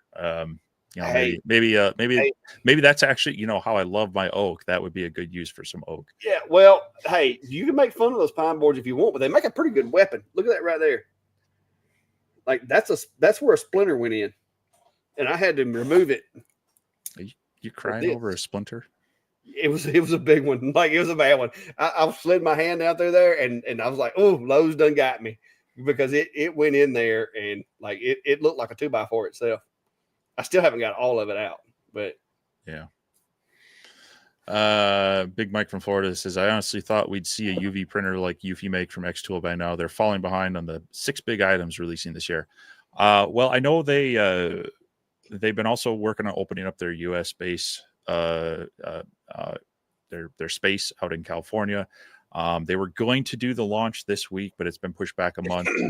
And I think tied with that, there might be a new product release as well. I know they've also been talking on, we've been hearing some rumors from a few other people about lasers, but that's all I know about is more the US offices and them getting opened, but we'll see. Yeah, it does seem kind of in line with some of the other things, but they did have that DTF apparel printer, so maybe they're working on one of these, or maybe that was kind of their thing for that. But I don't know. We're not in the know on what they're developing, so yeah. Like I said, I still work with X-Tool, but when they recently did like a push to basically be more of a partnership than it was just a working with, and I passed on some of the stipulations for the partnership. I still work with them, but not in the capacity that a lot of people have taken it. You know what I mean? I'm not necessarily that tight with them because yeah. and nobody's, like I said, nobody said anything negative to me, but I honestly feel by rejecting some of the offers and stuff, it probably didn't help my chances of getting stuff in the future. Yeah, but that's okay. They've reached out to both of us, wanting to put out videos about the apparel printer and the laser welder and things like that. And we're like, hey, without getting hands on it, I flat out told them I'm not a marketing person. I'm more of a teacher. And so I'm going to have to say no to some of these things because I'm just not going to be out there pushing something that I don't have hands-on experience with, can actually tell people this is truly what it can do and how it works. So it's probably hurt us a bit in some of the agreements because, like we were talking earlier with the Lumos, they'll send their creator brief and they're like, oh, make sure you use this language and use these things and talk about this. And I scan that and go, okay, well, you're telling me this is a big deal about your laser. Well, I'm going to test it. If it works, I'll mention it.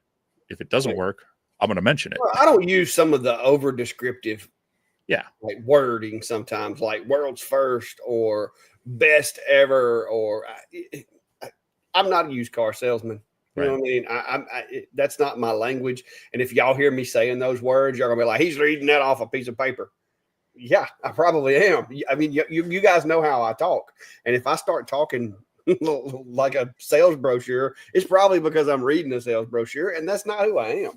And I catch some slack about it. Just like, I got the email from We Create. Hey, can you send us the video so we can review it? Blah, blah, blah. And I'm like, I'm on vacation.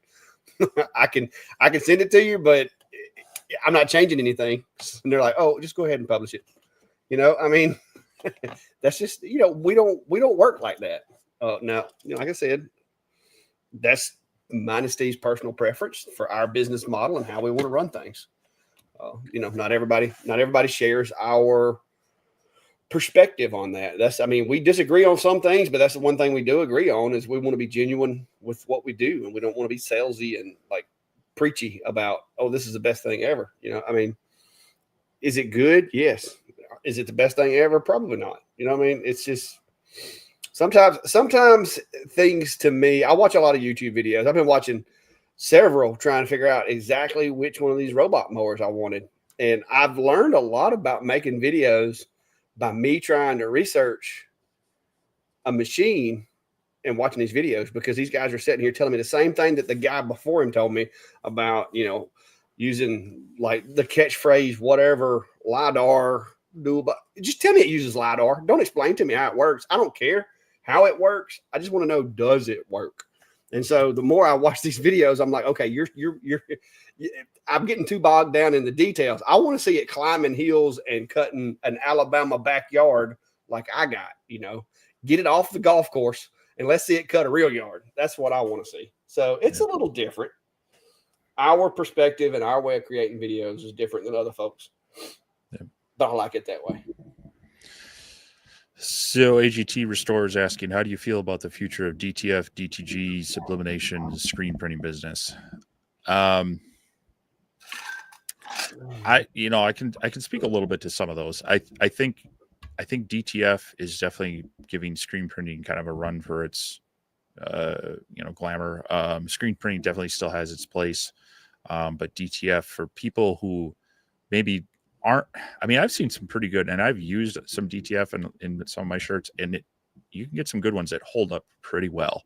And I've had some screen printing that has cracked and fallen off, but generally a good screen printing is going to last longer than DTF. But I think DTF makes it a little bit easier for smaller runs. So people that want some custom shirts, they don't have to order 50 of them to get a halfway decent price. You can kind of get the decals made up and almost make them on demand. Someone needs a orange medium shirt. I'll go press one real quick tonight and then put it in the mail tomorrow, as opposed to, oh shoot, now I got to do a new run of, orange medium shirts or something like that. So, but I think as far as a business side, I think it goes with anything else. You need to find your own, specialty, your own niche, because as these things become more and more readily available, just like as UV printing here becomes more available, it's not going to be as unique to find something like, oh, you can add color onto mugs. Well, yeah, a lot of people start picking these up, and you're going to flood the market with people able to do the work. So I think it's great that these technologies are becoming more approachable, but the same old thing holds true. If you are doing something unique, you're going to do well. If you're doing what everybody else is doing, it's going to be a race to the bottom. Eventually you're going to tire of low profits and high work for the stuff. So like I said, it's going to depend on your market too. Like where I'm at, there's a lot of folks that do t-shirt, like the sublimation. There's quite a few people that do sublimation in my area. Now, I will tell you, from someone who has had to buy shirts and pick out shirts and get shirts for something, a lot of people do not like the fabrics that are required for sublimation. Like, and I'm one of those. Like, it feels too silky. You know what I mean? I like my cotton shirts. I don't, and maybe a little mixed with polyester, but I don't like a real like sheen, like slick shirt. And I've got some sublimation shirts that look really cool, but I don't like wearing them, because especially here where it's so hot and you start sweating, it just feels weird, like on you. So it's more of a polyester type thing that doesn't breathe as well. Yeah. So like with my shirts, me personally, I prefer screen printing or the DTF. I mean, the DTG and DTF are like peas in a pod. I mean, it's very similar as far as the result as well as the process is very similar. But sublimation, I think sublimation, the more like you said, the more acquirable DTF and DTG becomes, I think sublimation is going to kind of fall to the side, because the colors are also a little more dulled, but not as brilliant as the DTF and DTG. I don't do a lot with that kind of stuff, but I'm in circles with people that do, and from like my own shirts and stuff, I have to deal with buying them and having them made. Like I said, I've got a company that makes mine currently. Now that could change when I retire and I need a little bit more cash.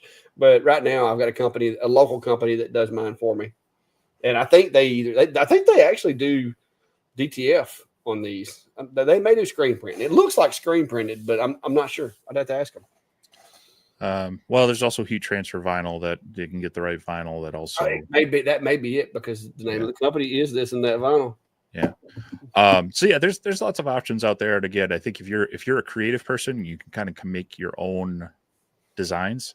It opens up a lot of capability for you to do, custom work and short run work. I would love to get a DTF printer. I think Pro Colored is one of them that has one that's more self-maintaining, kind of like the Eufy. I would love that in DTF because that's part of my problem with a lot of the other stuff is that if I don't use it frequently and I have to go and manually do the maintenance on it to purge lines and such, it's less attractive to me to use when it's not a primary driver, so. Yeah, well, I do have pretty good intel in the fact that the Pro Color UV DTF has the auto maintenance features built into it. Yeah, their regular DTF transfer ones are that way as well.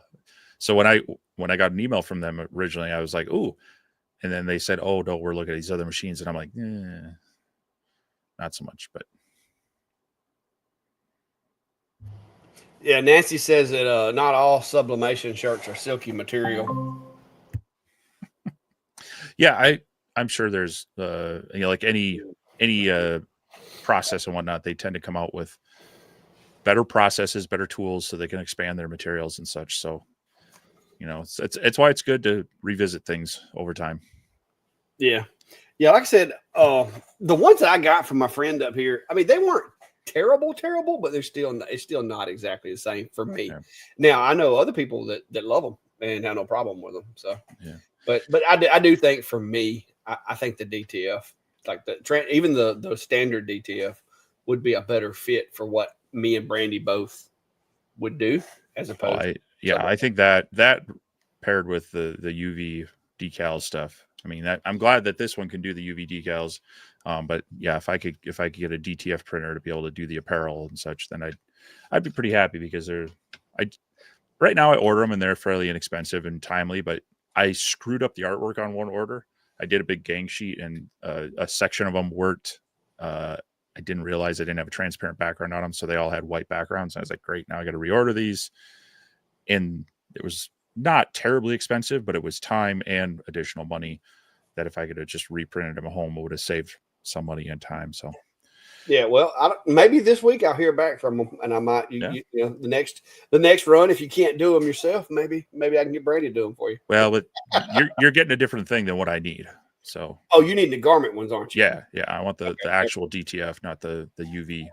Yeah, the ones that we're going to get, from what I can tell, like phones, phone cases, laptops, tumblers. Yeah, it's making things like this. So this is a decal, and you'll transfer it there, and then it's just the shape of the decal, and you could drop that on a. But it's not made for garments because if you bend it too much, it'll fracture. So. But I'm going to try it and see. Or Brandy and the kids are going to try it mostly, but I'm going to help with it and see how it works out. Because I do think it would be kind of cool being able to make like more colorful designs and stuff like that, especially for the kids. Because I don't really have a lot of products that I can sell to like younger kids and so forth that are real eye catching. But if I could add like some cool stickers or something like that at my booth at events, that would draw kids in and it could boost sales. Mm-hmm. And so I'm going to try it and see. Like I said, I think it's a good idea. Yeah. Well, you got Cody jumping in saying happy birthday, Clack. And I shared a little thing on my site. Cody's coming out with a new CNC end mill, a couple new end mills this week. Yeah, I've got a couple of ones I need to be testing, and it's been busy. So kind of excited about that. It looks like a nice multi-purpose drill and chamfer bit. And so if you're into CNC machining and especially doing like cribbage boards or need not a round over, but more of a chamfer, definitely be checking out Cody's page and what he's going to be up to. He's says he's hopefully launching them here in a few days. So looking forward to seeing that and what everybody makes with them. Robbie, yeah, I do. I mean, it was kind of like with the bundle package. I think they were just like throwing in some of those colors that a lot of people don't like. So I ended up with some orange PLA. Okay. All righty. Yeah, there you go. Woo. Now that's the 1/8 inch. I don't know if I'm ow. Dang, Cody. That thing's sharp. All his bits are sharp. I know, but I wasn't expecting it to grab that easy. Bumped it. But yeah, this is the 1/8 inch, and I want to try it, which I've got a couple. I was kind of hoping that a machine that I'm waiting on would show up and I could use it with this bit because I think this would be ideal for it. It hasn't showed up yet, but there's a couple of companies that are going to surprise you guys that are coming out with CNCs, and so that's what I was going to use this with them, but so far they haven't showed up. So there's that.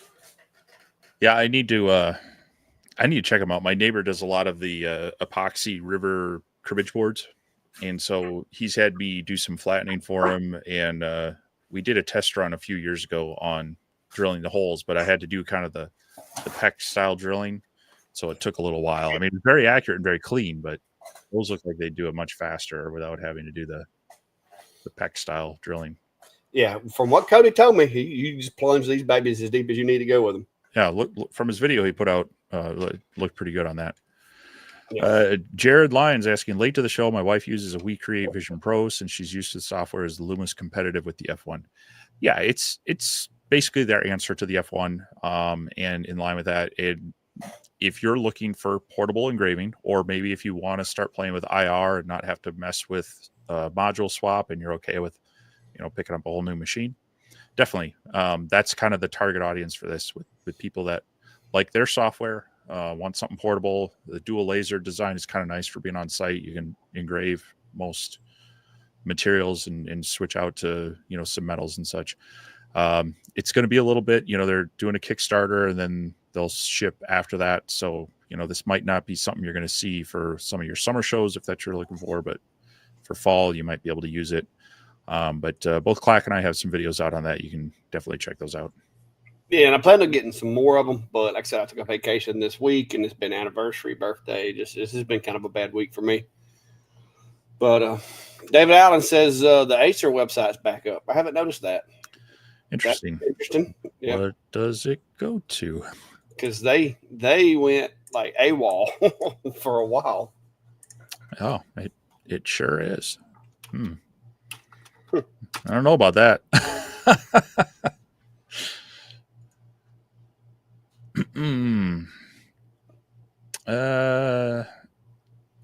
Don was asking, does Xtool DTF printer have auto maintenance? I believe it does. It's been a while since I've looked at that one, but I think that was one of the You said the Xtool? Yeah, the Xtool garment printer, basically. Yeah, I think that was one of their big selling points, was that it had that.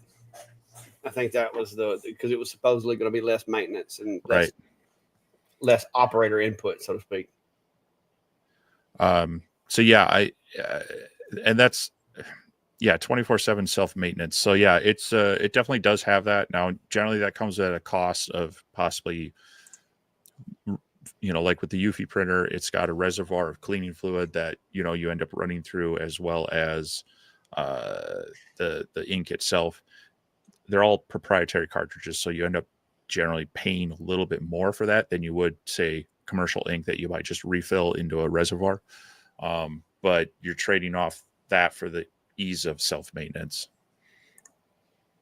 So they do have the Acer website back up. They've done away with their P20 though. And if you go to their refurbished machines, they're all Atom Stacks. Yeah, well, maybe Atom Stack just bought them out because that was. Yeah, if you go to the refurbished machines on the Acer website, it's Atom Stack P70s, or a P730 and a P740 and a P7M40, which was one of the first review lasers I ever got, was a P7M40. That little tripod design I do not recommend.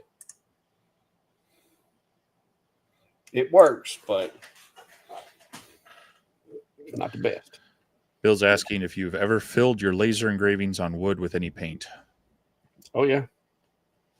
Did one yesterday on a walking stick for a fella. I took it and used the F1 Ultra actually because it was like a 4 foot long walking stick, and so I did myself a little makeshift holder over there on the CNC, and I set the F1 Ultra in the middle of it, taped it up with painter's tape, did 2 passes of the black walnut wood settings on it was a walking stick, so I'm assuming maybe hickory, but I did 2 passes through painter's tape to make sure I got a nice deep engrave. Sprayed it with some clear to seal it, and just in case it bled any. It was already the walking stick was already coated, so that shouldn't have been a problem. But just in case, I hit it with some clear, dried that, and then went back with some 2X black. And then once the 2X black got set up enough, because he was actually here waiting on it to be done, I peeled the painter's tape off of it, and it was good to go. So I mean, it's not a lot of times it's not necessary because it's going to burn. A lot of times you can just clear coat it, but if you really want it to be black and you really want it to pop, sometimes paint will accentuate that look. Mm-hmm. Yep. That or colored epoxy. But yeah, it depends on your material. Epoxy is best done with pocketed on a CNC router. Lasers sometimes don't get quite deep enough because you do end up usually sanding it back down, and if you don't have a deep enough engrave, it can get a little janky. But John mentions I can't even keep my inkjet printer working. I can't imagine the problems I would have with the DTF printer. That's the whole thing that's nice with the these auto maintaining ones. You pay a little bit for that convenience, but rather than going to use your printer and going, oh, my ink head's all dried up and now I got a expensive part. I mean, same thing with inkjet printers. That's why I ended up eventually just buying a color laser printer from here at home. Those prices have come down, and toner you don't have near the problems as you do with dried up ink cartridges. And those, you'd think they make those ink cartridges out of gold or something. So, but that's where it's exciting seeing a lot of these machines come with that maintenance kind of self-maintaining aspect that you aren't going to have as many of those issues. Not bored said I was eating supper late and had a Clanton peach at Todd's Market. He was pretty close. He knows where that's at. He was pretty close there. But cool. Congrats. Glad you got you something to eat. Should have grabbed you some chicken livers while you're in town. Well, before we wrap up, I do want to put a small plug in for the video I dropped today. I think I mentioned these a while ago on the live stream, and I've been playing around with them a bit and finally got the video out. But these are some jigs from Samcraft for the regular F1 as well as the F1 Ultra. And so if you have either one of these machines and you're looking to, like on the Ultra, this can batch engrave 6 business cards or 4 coasters. What do we got? Like 24 dog tags on this one, and up to, I think, 15 pens. He makes some nice jigs. Sam's been on our show before, and he's a good guy, kind of like a lot of us, started just doing custom work for people, and now he's supporting other makers. And so if you don't have the time or the tools to make your own jigs, he's got for the X Tool F1 Ultra and a lot of the comm marker machines, if it's an item you might engrave more than one of, he's probably got a jig for it, and they're fairly reasonably priced. And so I did a video on a few of these, kind of testing them out with those lasers. I appreciate if you give the video a quick look at, drop a comment on there, but also check out his website, as well as he gave me a 5% discount code. So if you use, it's basically just Vintari on there, you can save 5% on that as well. So we like Sam, and so wanted to give him a little support. So check out the video, and if you've got one of those machines or a comm marker, these might be useful to you, definitely go check them out as well. And if for nothing else, you got to watch the video so you can see how I make clack on the tag. I hear you.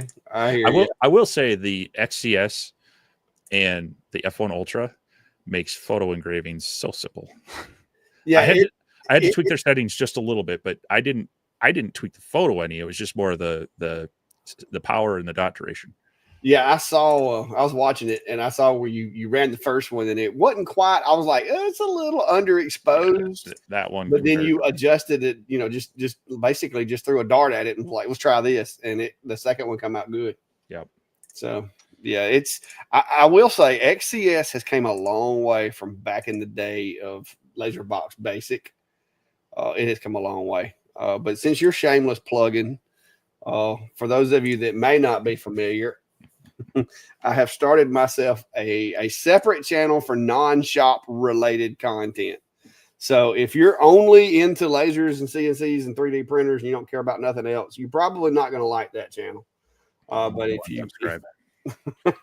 if you're into the other stuff that we do around here, whether it be the gardening or like I actually did a video the other day on my doorbell system because everybody's always asking me about my perimeter alarms and all that. I do videos on the bees and so forth. Go check it out. There's not a lot of videos on there because I started this channel last year right before I busted my knee open and had to have surgery. And so I just kind of like said, okay, I can't do this right now. And it just kind of sat like pond water for a while. I'm starting to try to lean into it. Like I said, after retirement, there's going to be a lot more goes on around here than just the shop. So that's going to be my outlet for that as well. If you're into fishing, hunting, outdoor activities or whatever, there's going to be some of that too as I get the time. Right now, working a full-time job doing this and family, there's just not fishing and hunting is not really in the schedule right now, but I'm hoping to change that here in 101 days. So go check that out. I'd appreciate some subs too, by the way, guys. You like a meatball sub or more of a cold cut? No, like a ching, like hit the bell, that kind of thing. Because I'm gonna tell you, I've never really like tried to start a YouTube channel. My first one was like an accident, so it was like there was no like, oh man, this is taking forever, because it was like I didn't even know I was doing it. Like I was just putting videos out. I wasn't really trying to start a YouTube channel. That's why I tell Brandy, it's like you take for granted how much work it takes and how hard it is because, like I said, the first one was just like, it just accidentally happened. And it seemed like I didn't do anything to do it. This one, dude, it has been like, it's work. Like it's not easy.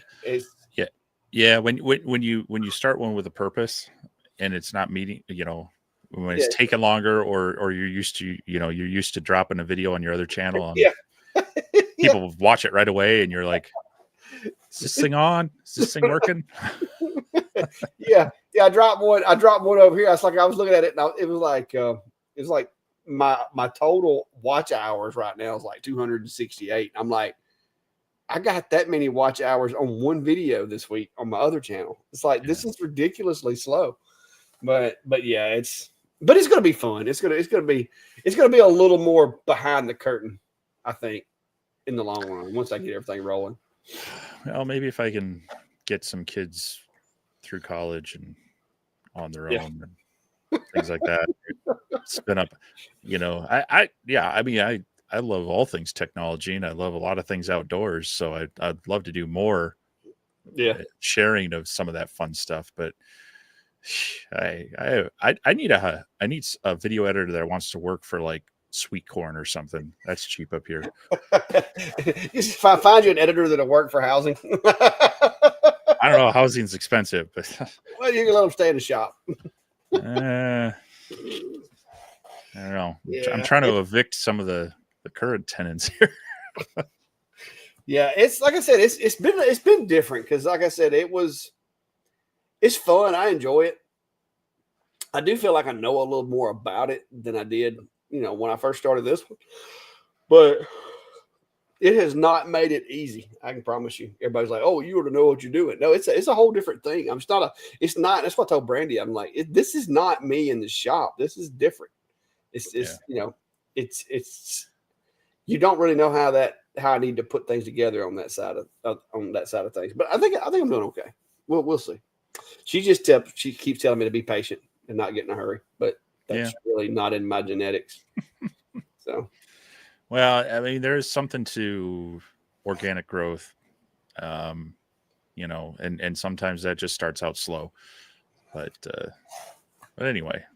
I think he said that was Jack. Jack, it's on the same Gmail account as this one. Basically, it's just a second page. Like it's just it's a total another page. But as far as like Google is concerned, they all belong to me, of course. But it's a whole nother like YouTube page.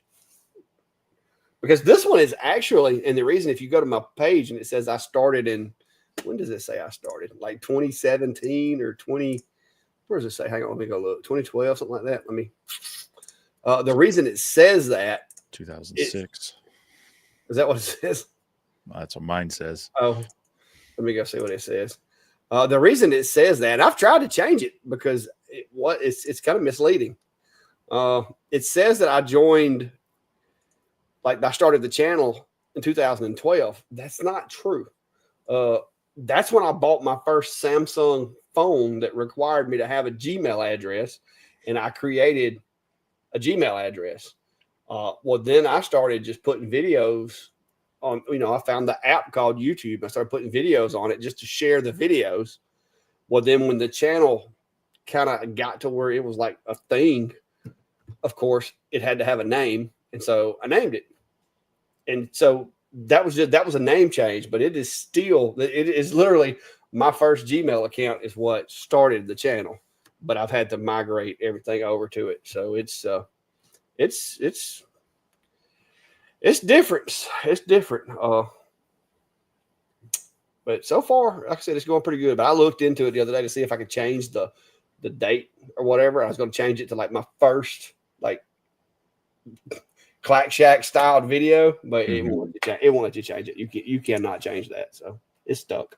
Yeah. No, mine says join November 15th, 2006. So you started yours basically the same way I did. Just like random. Well, well, yes and no. I mean, I was making RC videos back then, but I was dumping them into just an open folder on my own web host and letting people download them to watch them. But then along came this service in 2005 that let you just stream and embed them. So I was like, okay. So then I actually started. I'd have to go real quick. I think my oldest video,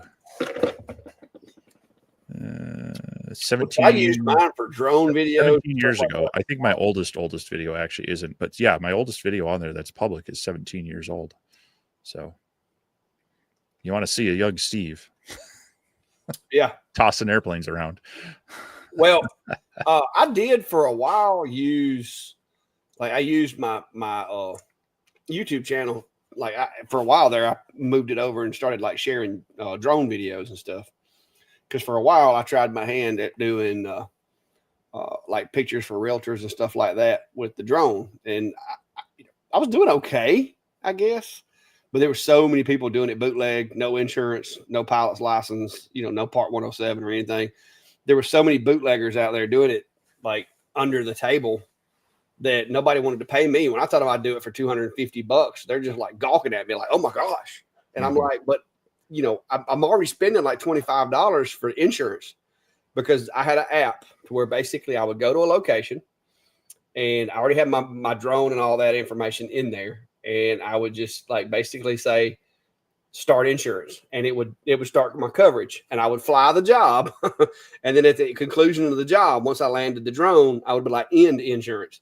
And typically it would cost me about $25 for that job in insurance. So I'm like, I'm not making what you think I'm making, because I'm having to drive to the location, fly it. I've got equipment cost, time cost, insurance, and not to mention, I went and took this test that nobody else could pass at the time and passed it. So, it got to where I wasn't making money. It was a good hobby. I enjoyed the artistic part of taking pictures and making videos.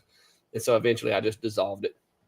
But you can see like my oldest video is from 3 years ago when I started actually doing the Clack Shack stuff, which wasn't Clack Shack at the time. It was Clack Custom Creations, which was a mouthful. Yeah, there was a video, I think one of your Tumblr ones that came up in my recommended feed, and it's got Clack's Custom Creations across the bottom of the thing. And it was like, huh. Yeah, that's one of my early ones. It was like 3 years ago. I had no enclosure, I had no honeycomb, like I was bare bones. Yeah, it's crazy. But oh, look, Sam Craft. Yeah, you talked him up. I know his ears must have been burning talking about his jigs and such. But yeah, great to see you stop by, and wishing the old man a happy birthday. Yeah, well, I don't know. You missed the I'm sure you'll make it available. I'm sure. But yeah, you can see, like, let me see if I can get it. Where's it at over here? Share screen, entire screen. Yeah, you can see there's some old school right there. Like, that's 3 years ago. That's when I first started playing around with YouTube, and it was all sawmill stuff. And then I got a laser, and then more sawmill stuff, and then I got to playing with a laser, and then it just, and oh my God, the thumbnails just make me cringe looking back at them. It's like I know I'm not great at it now, but man, I was terrible at it back then.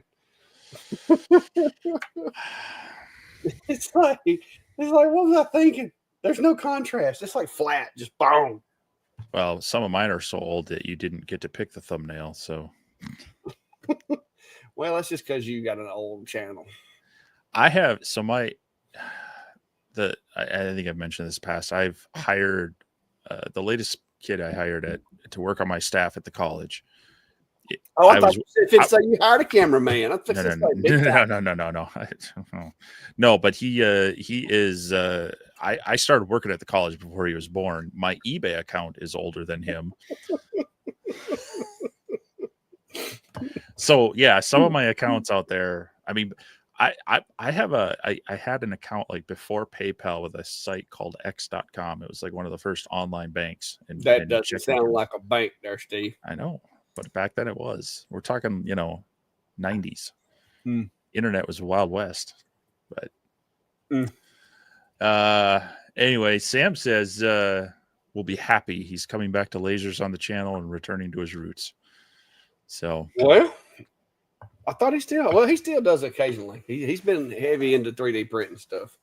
Yes, but we always enjoy your content and stuff, Sam. So whatever you're doing, I'm sure we'll enjoy. Yeah, I'm still planning on coming up to visit with you, Sam, one of these days. I just got to get my way up there. I'm waiting on Greg from he lives over there in Georgia, somewhere near you, from STL Woodworking. I'm waiting on him to let me know when his, like, he's supposed to be having his shop, like his christening, his welcome home party or whatever. And I was going to go to that. I've even got Brandy talked into going with me, but I don't know when it's going to be yet. So I'm afraid we're going to wind up getting into football band season, and it's going to create a scheduling issue. Well, and I got to find out. It depends. I'm threatening to go down to Nashville end of October. Now I do have a meet and greet coming up in October also that I've got to get to doing some more work on. I haven't done in a while. Yeah, that's right. You were tasked with organizing that. Yeah, I got voluntold by May. But it's going to be fun, though. It'll be my first event as a retiree. That's going to be pretty awesome. I mean, it's going to be awesome. I say retiree. My wife keeps telling me to quit telling people I'm retiring and tell them I'm changing careers, because I'm not really technically retiring.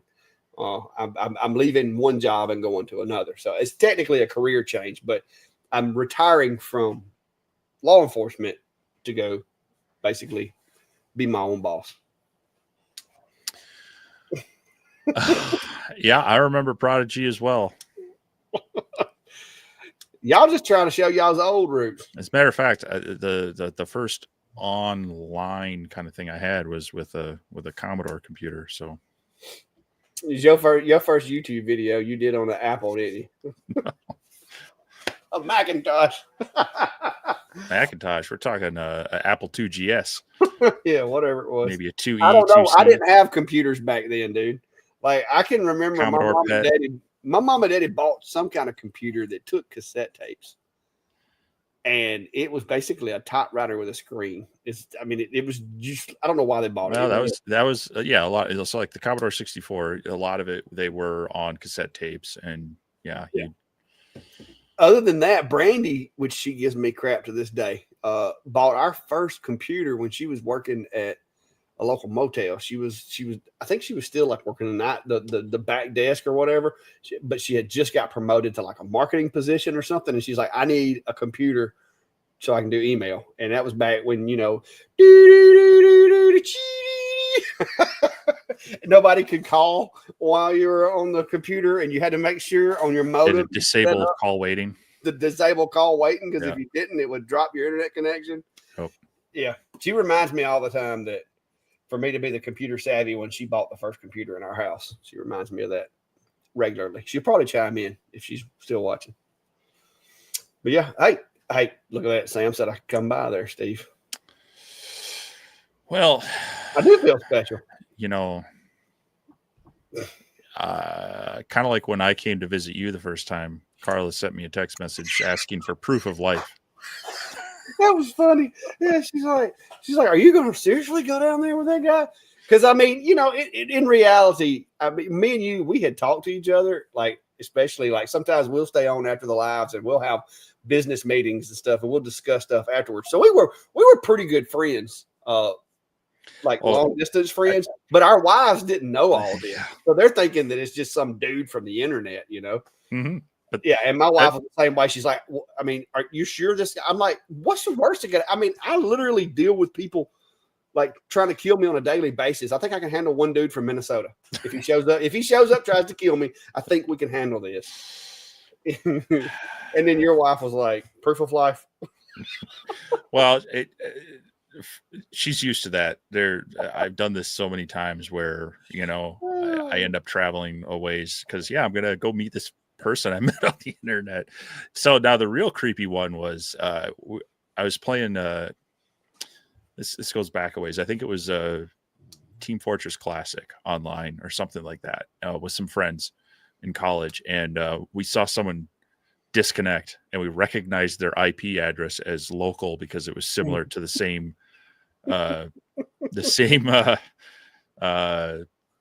subnet we were on with our provider. And so we kind of stalked this guy, found out that he does live local, and got to be good friends with him as well. So yeah, it's not the first time I've traveled long distance to meet up with someone that I've only known through the internet. Yeah. Norbert, I think he's talking to Vinny. Yeah. About a USB cable or something. Drops USB mostly when I use 60. Use 60 what? 60 to 100% power.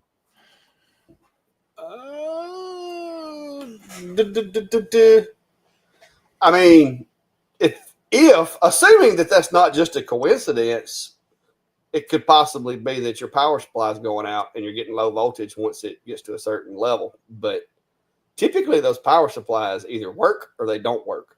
I haven't had anybody report to me that they had one that was kind of working. So I'm going to say it's probably USB related. Maybe try to use a power hub if you're going very far, or if you're using a laptop that has a bunch of stuff already plugged into it, I would use a powered USB hub regardless, because laptops, especially the newer ones, are made to conserve electricity is a priority, and then working like they're supposed to is secondary. And so if you using the USB with a lot of things, there's a really good chance that your voltage is dropping in your USBs to the point to where Xtool is just not liking it. Maybe it's dropping a few packets here and there and disconnecting. But the baud rate could be an issue too. It also mentions both have a weird vibration while engraving with light burn. Are you doing grayscale? Yeah, I was gonna say, if you're doing grayscale, it's not gonna be very happy. Yeah, it's gonna sound like a belt's about to fly off if you're doing grayscale. the D1 does not like grayscale. Very few blue diodes like grayscale.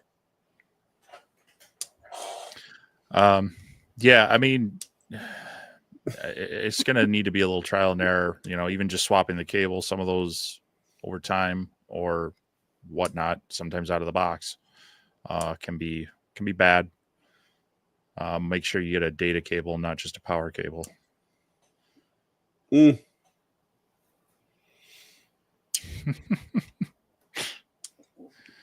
Yeah. She makes fun of me that way.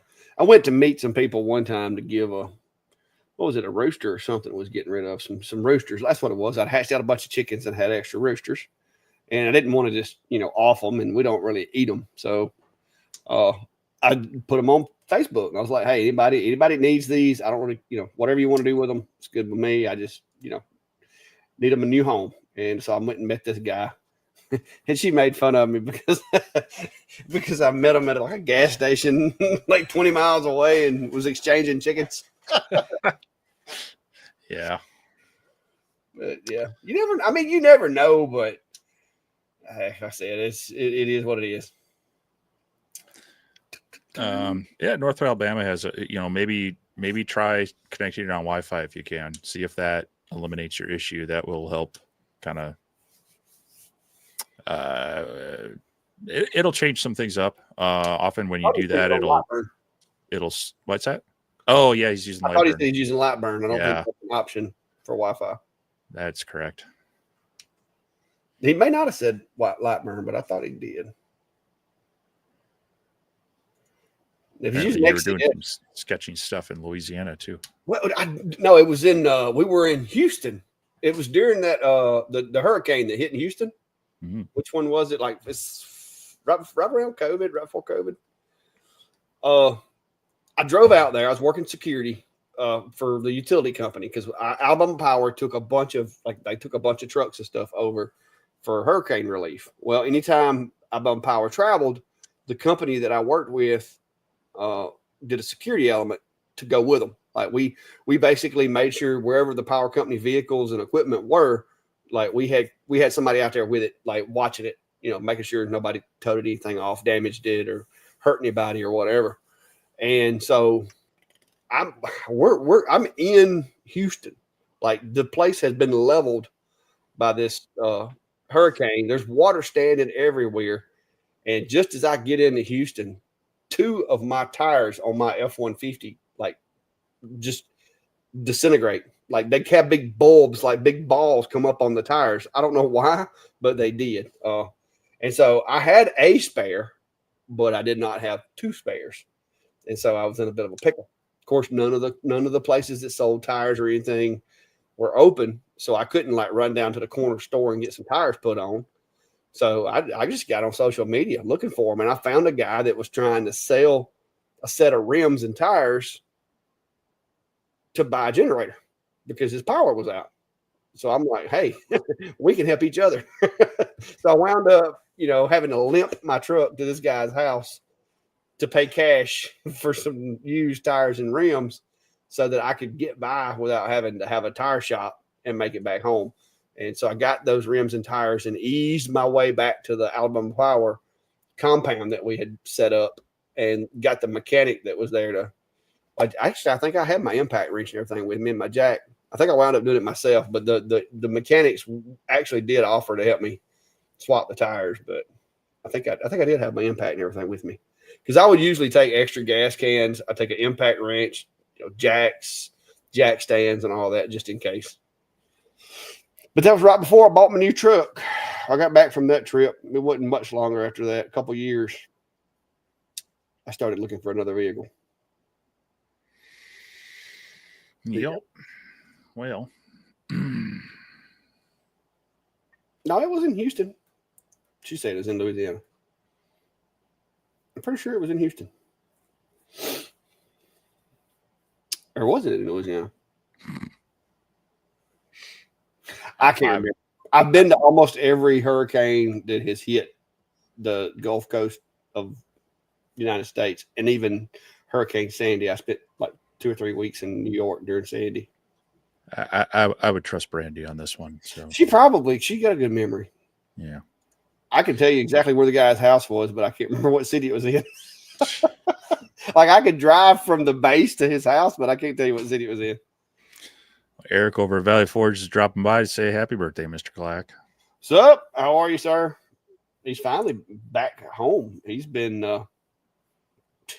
he's been all over the place. He's made it home just in time. Sam's asking any good laser maker conventions coming up that anyone knows about. Laser wise, of course, there's LBX coming up in July. There's the other laser. I forget what the other laser conference is in Texas or Oklahoma. No, it's Texas this year. I think both of those are in July. General maker conventions. There's some regional ones. There's in the fall time, there's a fun one up in New York, kind of like a maker camp, kind of in this Catskills in New York that a bunch of the bigger people get together at. But yeah, I've been trying to keep my eye out on some of those too, because it is kind of fun being able to meet up with people, but also hang out in person with, other content creators and such, and kind of commiserate, share ideas and whatnot. So XCS was cool. We weren't prepared for it. CES? We didn't know. Yeah, CES. I don't know why I got mixed up, but we weren't prepared for it. But I was saying the other day, and I think you agreed. Now that we know what we know, we could probably have a little more fun and have a little less like walking and stuff involved. Well, so probably the same amount of walking, but just break it up a little bit more. Yeah, I told Brandy I might actually try to go back to that one. It depends. We need to look at it and see. Chris says LaserCon. I think that's the one for AP Laser. Isn't it? I think wasn't that? Yeah, I think Nick was over there like the past 3 or 4 days. No, that's this week. It's June 26th, 28th. Really? The AP Laser one? Yeah. He must have got there early or something because he's been dropping shorts from there. Laser Maker Con. Wait a minute. No, this is Laser Maker Con. Okay, by Aeon. Okay. Oh yeah, that's I don't have an Aeon. Laser Con was that was the 19th through the 20th. I was gonna say Nick's been there because Nick's got the AP Laser and he's worked with AP Laser.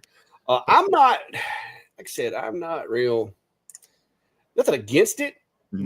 Next Level Laser Conference. That's the other one I was thinking. But that one's in August 28th to 23rd. And I believe that is in Gaylord Texan Resort in Grapevine, Texas. Yeah. But yeah, Liper. I wish it wasn't in New York City, and just at the time it was. There's actually, it sounds like there's a lot of cool companies going to be there. I've actually had like Sculpt Fun and a few others say, "Hey, we're going to be there. You should come check out this new laser we're launching." So, if anyone's in the area, I mean, tickets are already they've closed registration for that. So if you are going, congratulations, have fun. Yeah. But yeah, there are those. There's also other just general like sign making that it has a lot of lasers and other product customization type things, events. A lot of those tend to be in like Vegas. There's AWS, that's in Vegas. But there's also one, I can't remember the one. There's one in Atlanta. It's a big woodworking show, but it tends to be more like industrial type stuff. But I don't know. I would love to find one. I mean, Workbench Con was nice because it was focused on content creators, but it was a little expensive.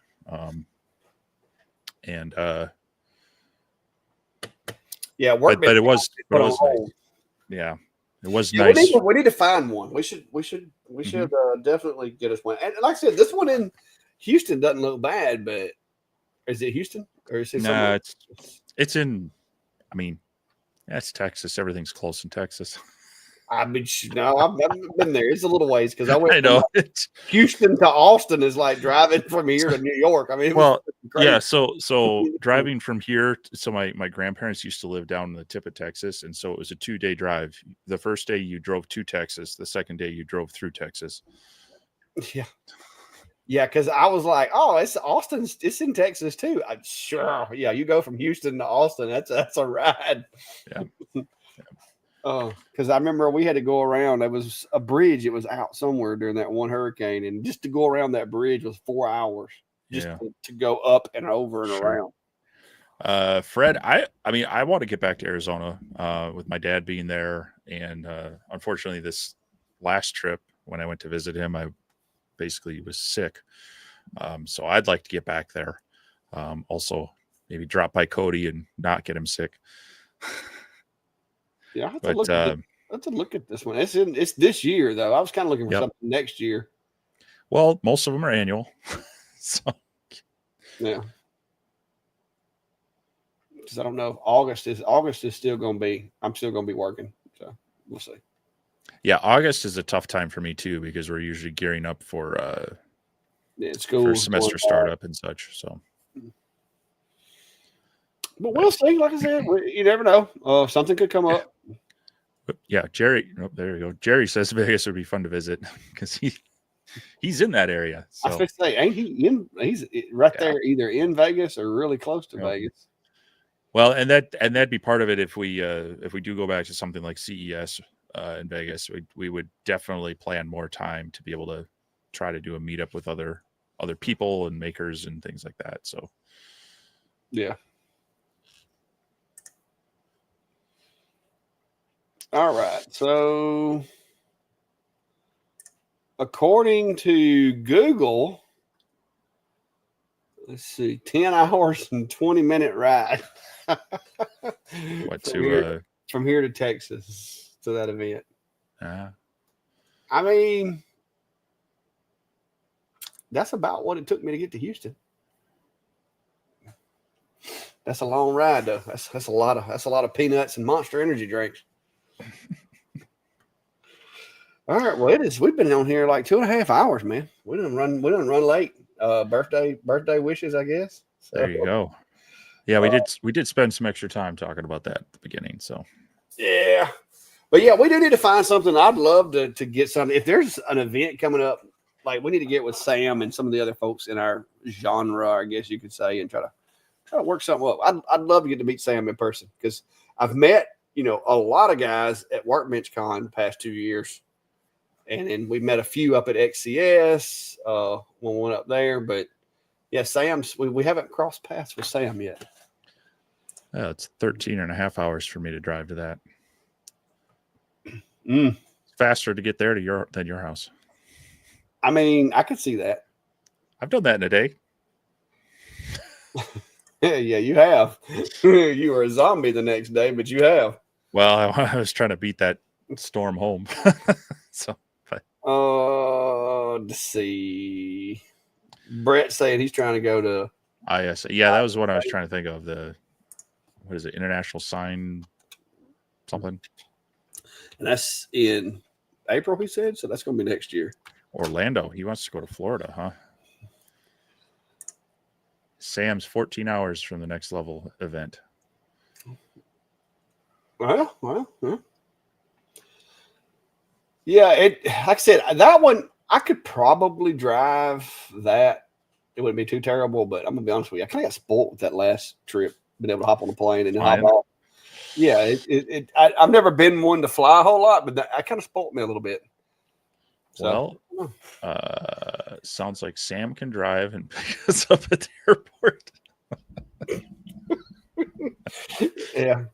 I don't know. But we'll see. We'll try to find something. If any of you guys know of an event or hear of one, let us know. We're always open to it. One of the cool parts about doing this is getting to travel and meet other folks. And I know me and Steve both enjoy it because when we went to Vegas, like, we hung out with Bittner and Kim and Garrett and the guy from I can't remember his name. 7-8-6-8. Oh yeah. Anyway. 6-8 Woodworks. Yeah. We hung out with all those guys while we were up there and just talk shop. It's pretty cool. So it's good. Greg, you're late. That's why you didn't see it. I moved it to make room for the machine here that I set right there. I'm at 101 days, but no, I hadn't changed my mind. It would be bad if I did change my mind, because I've done told everybody I was going to do it. I don't think they would let me back out at this point. I think I've kind of committed to it.